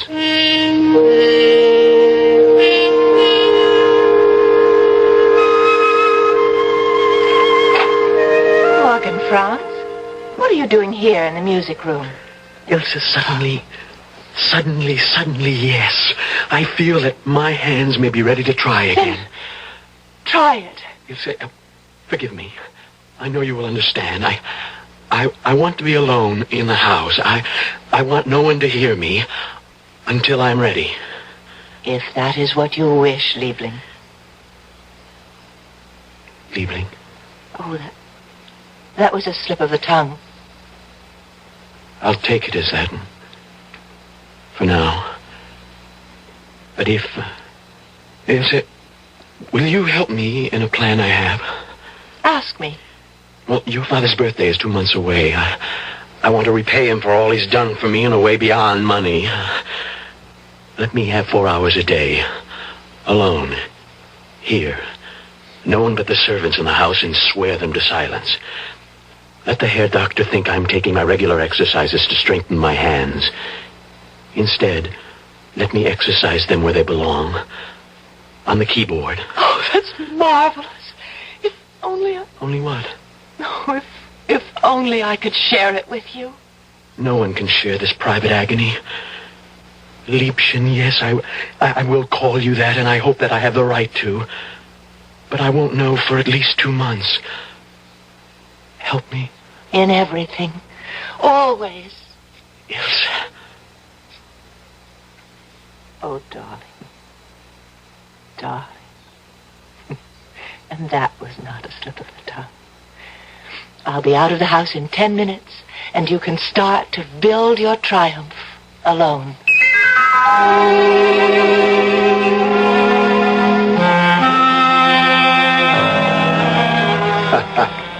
A dinner fit for a king and a birthday cake made for an emperor. I had forgotten it was my birthday, but then that's easy to do at my age. We'll have port and brandy and coffee in the music room. Music room? Why there? Now, don't ask questions, Papa. On a birthday, there are many surprises. There's one very special gift you haven't received yet. From Franz. Oh, I don't need any gifts. This one, permit me to offer you. Ilse? Thank you, Franz. Liebe Herr Doctor. Dankeschön. Now sit with me, Papa. Here on the sofa. Well, this is all so mysterious. What are you up to? Listen. Lieber Herr Dr. Herschel und mein Liebchen Ilse, this is a moment of terrifying truth. I am Lazarus. But am I surely risen from the dead? For all of us, music is a way of life. If it is still mine, then this is the best birthday gift I can offer either of you. In return for all you've done for me. Here it is.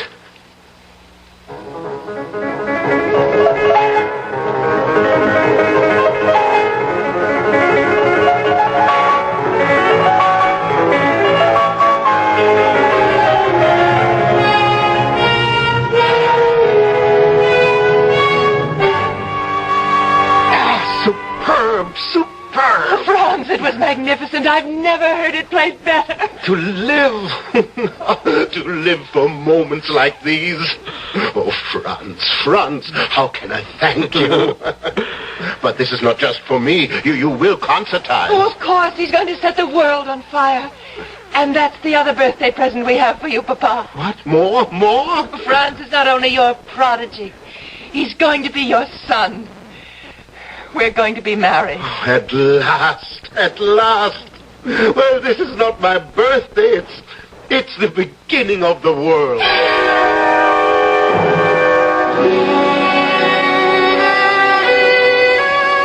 Good night, Ilse. Must you go? Time enough for us. This is his celebration. Let us wait for ours. If I must. Don't tempt me. You were so wonderful tonight. The tone, your hands. All of me is yours. Then come. Come to bed.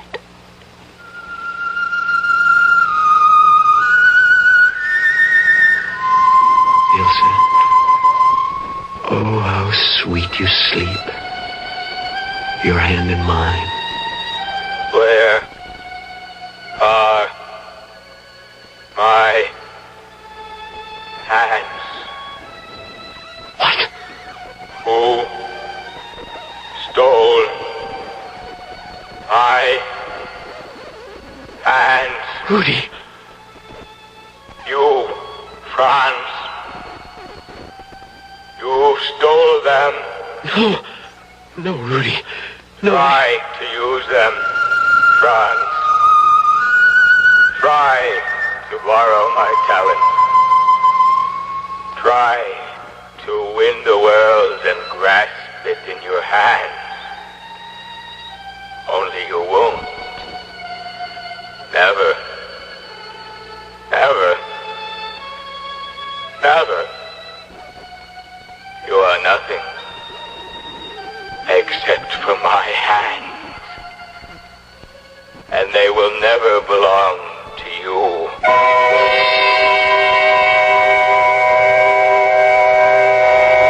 Ilse, so sure of her future at last, turns lazily in her sleep.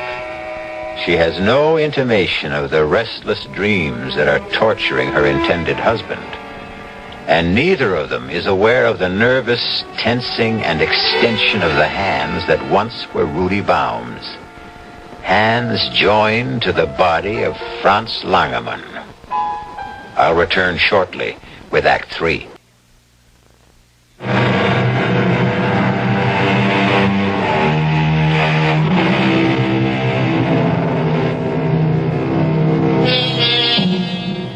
The debut that fall of Franz Langermann was sensational. The public took him to their hearts, and the critics were unanimous in praise, projecting for him the brilliant future that had been denied Rudy Baum by his untimely death. So bright, indeed, were all Franz Langermann's prospects that he seemed to have banished the tortured dreams that haunted his sleep, till the morning of his wedding day. He was standing before the pier glass, adjusting his white cravat, when... Rudy. No. Don't turn around, Franz. You won't find me in the room. Here. In the mirror. Why are you here? What is it you want? Everything that was mine. Ilse. My career. My hands. I cannot give any of it back. You will give me all of it back, Franz. All that is mine. Look how they buried me. 2 bleeding wrists. My hands torn from my arms. You might as well have opened my chest and ripped my heart from its moorings. But I will have my revenge. You're dead. Not till I am whole. I can never rest until I am Stay whole. back! Stay back! God help me! Franz, are you all right? Franz, What happened? I seem to have smashed the beer glass with a chair. But why? Here, Doctor, I cannot marry Ilse. We will have to call the wedding off. Guests already arriving. Ilse is dressed in her bridal gown. What's the matter, boy? Are you mad? More than a little, I'm afraid. I can guess perhaps what troubles you. Let us sit down together then and talk this over.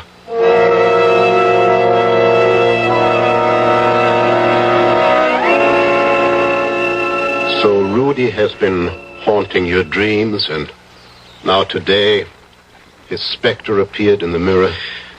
Yes. And you feel that his uneasy spirit is doomed to haunt you, that his ghost will forever dog your footsteps? Yes. Certainly if I marry Ilse. And I love her too much to put her through that, too. Franz, you are an exceptionally kind and sensitive man. You have been through an agonizing and traumatic experience. You have been driving yourself, practicing long hours for your concert debut. You are exhausted physically and emotionally. The mind is simply playing you tricks. No, you don't understand. Rudy Baum was no friend of mine. You remember? I tried to tell you that night, the night of the accident. Oh, yeah, so you did, I recall. Rudy was my enemy. He resented me, hated me. The night of his triumph, when he had everything, he gloated over it. He threw it in my teeth. Well, then, that is it, Franz. Why should you have any remorse? You think it is only remorse that conjures up these visions? Of course. That and your oversensitive nature. When I can help there, I will give you some mild sedation for the days. And for the nights? If you need it. I should think Ilse would be better than all my pills for that. What you need is her to take care of you.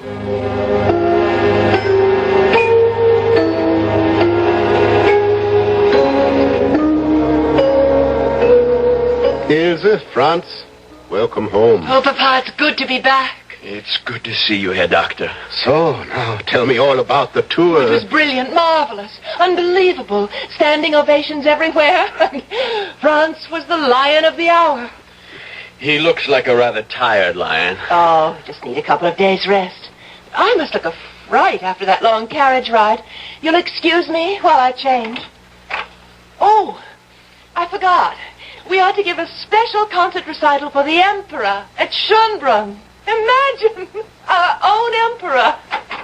Well, she is wildly happy. Yes, Ilse thrives on all the social life. Well, you don't seem to share her enthusiasm. Oh, my God, how can I? Oh, come on, Franz. Not so bad to be wined and dined. The important thing is to remember it's a tribute to your genius. My genius? Do you really think it is I they applaud? Who else? These, that's what they come to worship. And who makes them work? Not I. I tell you, they have a life of their own. Do you think I could attack the Beethoven Emperor as though notes exploded from one of Napoleon's cannons? I tell you, they are beyond my control, and it is driving me mad. I want to play my own music, be my own man. These may be the hands of a genius, but Lord help me, they are not mine. I never want to play the piano again.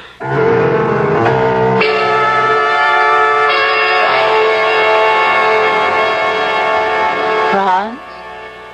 Yes, Ilse. What are you doing out of bed? Thinking.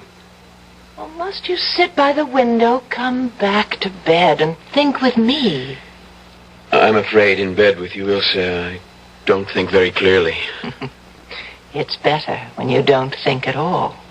That used to be a way out. No longer. What do you mean? Ilse,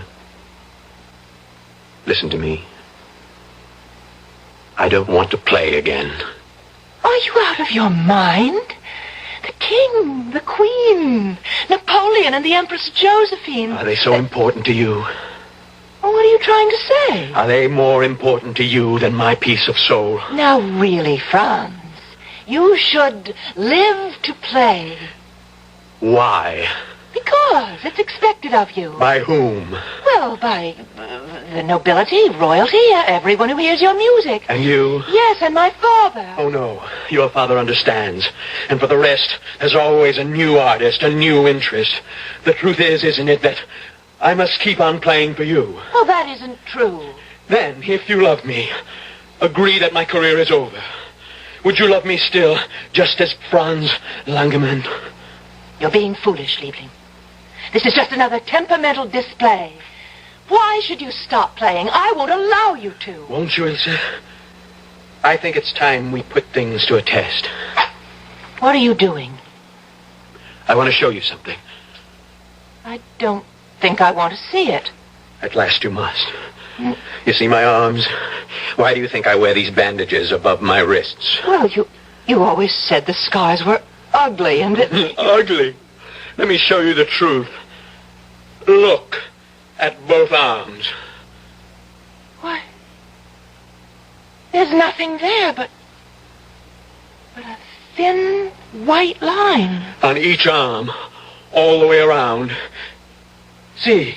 Yes, but I thought... In the accident, Rudy's brain was injured fatally, but the rest of him was untouched. All of me was untouched, except my hands. They were completely destroyed. But if they were... Oh, no. Yes, Ilse. Oh, no. Yes, these are Rudy's hands, grafted to me miraculously by your surgeon father. No. These are what you love, aren't they? Not me. Even when they were still Rudy's, it was these hands and the fame and the notoriety and the acclaim that could win and really claim your love. The man behind them meant little except a means to an end. Oh, right. No, Franz... No, I give you one last choice, Ilse. Rudy can never play again, and promise you I never will.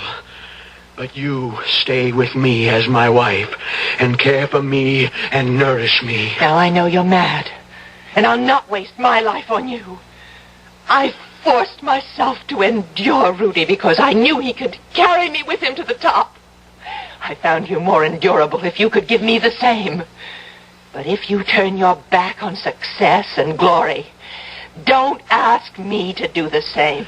You cannot love me for myself, only for these. With those hands, no matter whose, you can rule the world. Even though they destroy me. Oh, I don't know why I wasted my time on such a fool. Those hands are not for destruction. Even about your throat. Say you love me. Oh, stop being a child, son. Say you love me. At this moment, I despise you. Now, what? What? Well, the new pier glass I brought today, you're going to knock it over. She fooled us both, Franz. Kill her. They're my hands. What are you looking at? Can't you see him? Rudy, in the mirror. You're mad. Franz, no. You said to use them. Rudy, they're not mine. Not mine. Yours.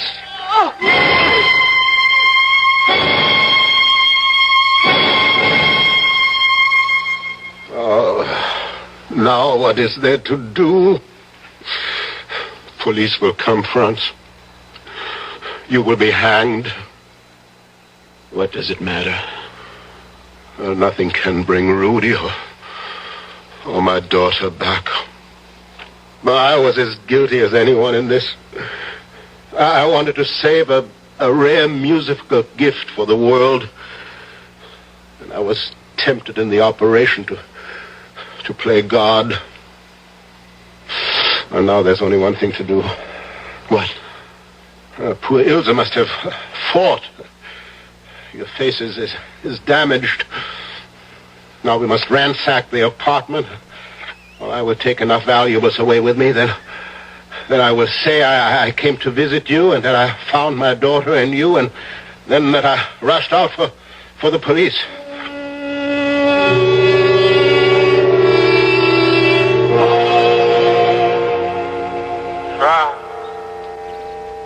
Franz. What is it? Look in the glass. Rudy. Did you really think I'd let you escape? You really think I care anymore? Take my hand and put them around your throat. That's it. Now, let me do the rest.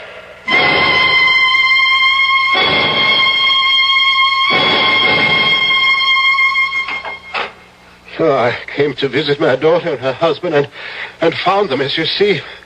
My daughter is dead. My son-in-law merely rendered unconscious. I placed him on the bed, as you see, and came for you, Inspector. Murder and robbery, obviously. I don't know how much is missing. Certainly my daughter's jewels, some ivory pieces I gave them as a wedding present. Your daughter is quite dead, strangled. How is the young man? Oh, some facial wounds, possible concussion, and... What is it here, Doctor? Franz! Franz, he has been strangled too! Tongue protruding, face livid, marks on throat.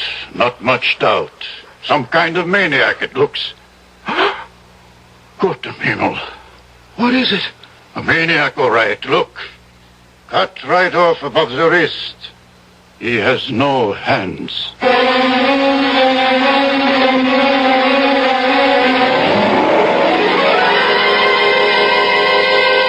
Now I wonder if anyone stopped to exhume Rudy Baum from his solitary grave. Would he prove to have hands or not?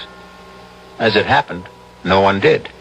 And since Herr Dr. Herschel died quite suddenly from a heart attack during the solemn requiem mass for his daughter and his son-in-law, why should it have occurred to anyone to question this extraordinary tale further?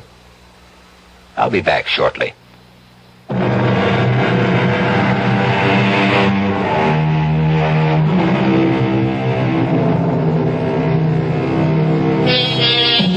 One comment in closing. Man proposes, God disposes. There is never a time when man can take his work into his hand. No truer words have been spoken than in the Bible, Hosea 8, chapter 7.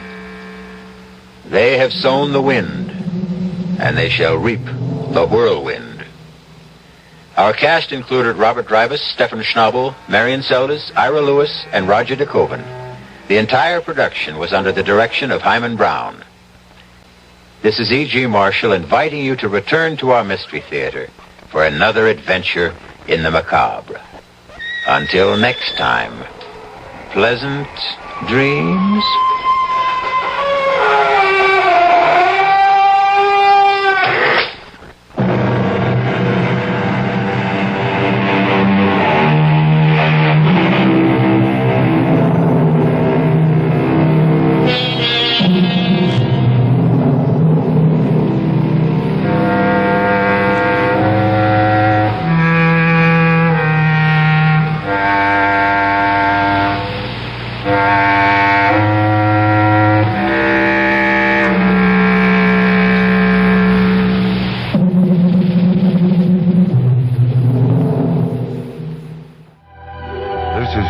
Friendly music station, KIXI, dial 91 AM, Seattle.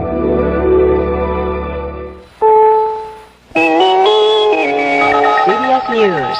President Nixon apparently will lose his power to impose wage and price controls when current legislation expires April 30th. I'm Stephanie Shelton reporting on the CBS Radio Network.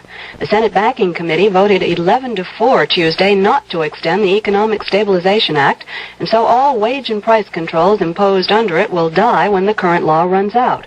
One of the Democratic members of the committee, California's Alan Cranston, said the controls weren't doing what they were created to do anyhow. There is now reason to believe that wage and price controls actually create inflation. They create bottlenecks. They upset the market. They may actually be inflationary. I think we'll be better off without them. The Nixon administration did not fight to extend the curbs. However, it did want the health industry to remain controlled. But Leonard Woodcock, head of the United Auto Workers Union, disagreed. Despite controls, there's been almost no impact upon controlling the rising costs of health care. And patchwork controls are just not having any effect. What needs to be done in that regard is for the Congress to enact health care reform. President Nixon has awarded the nation's highest civilian award, the Medal of Freedom, to his former advisor, Melvin Laird. At a black-tie White House dinner in Laird's honor Tuesday night, the president said few men have served America better. Laird recently resigned as a White House aide. A former congressman and Secretary of Defense, Laird is now working for the Reader's Digest.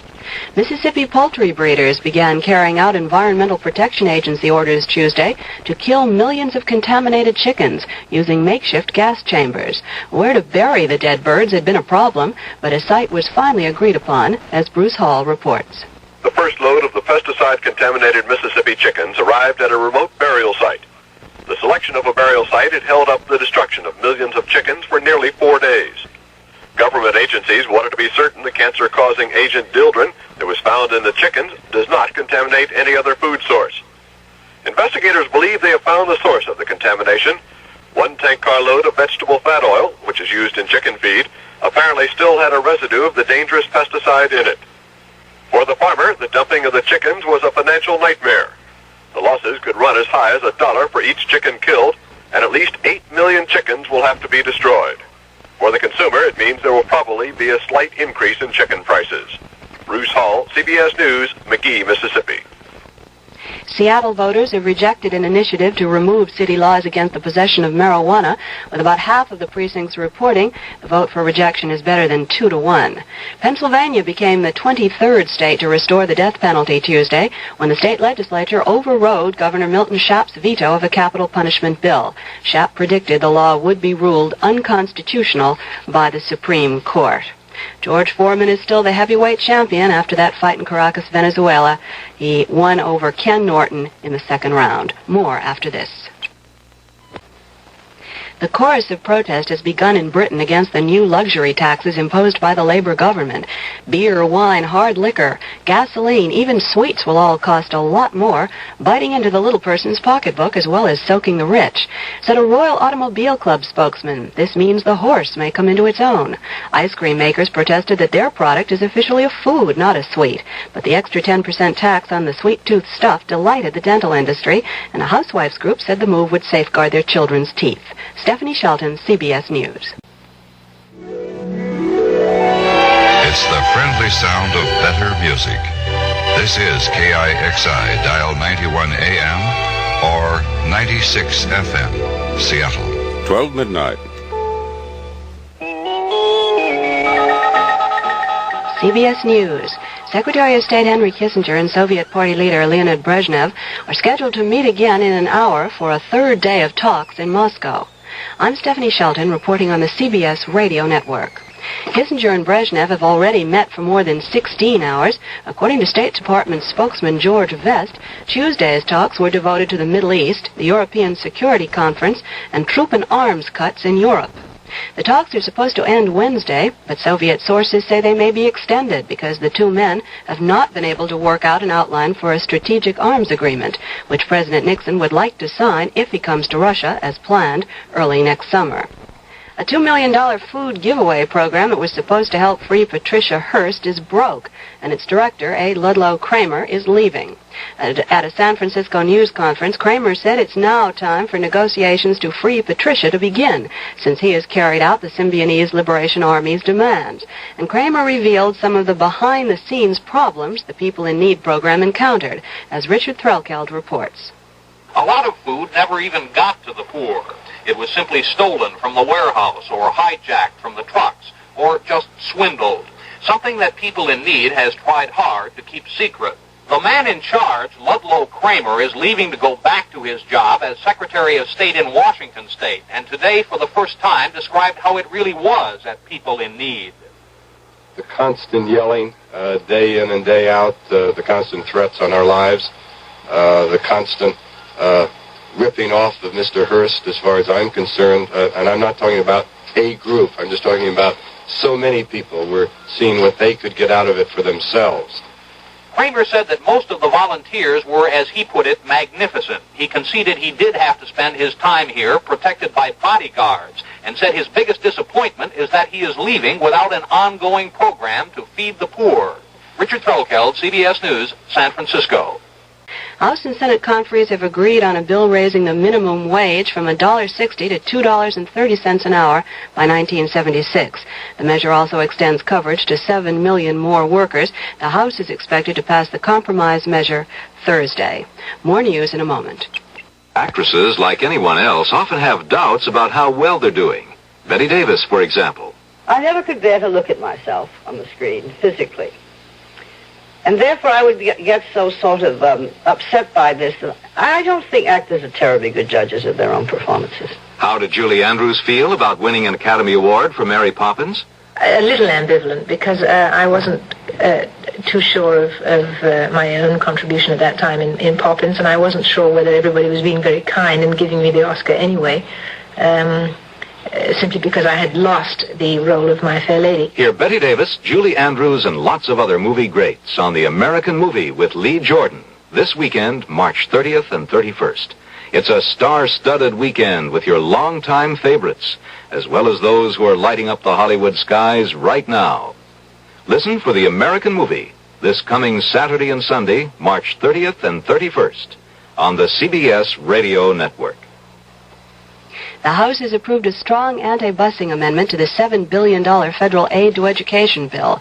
The vote was 293 to 117 on the amendment, which was sponsored by 4 Michigan congressmen. The provision lists 7 specific remedies for segregation which must be tried before a limited form of busing is allowed. Stephanie Shelton, CBS News.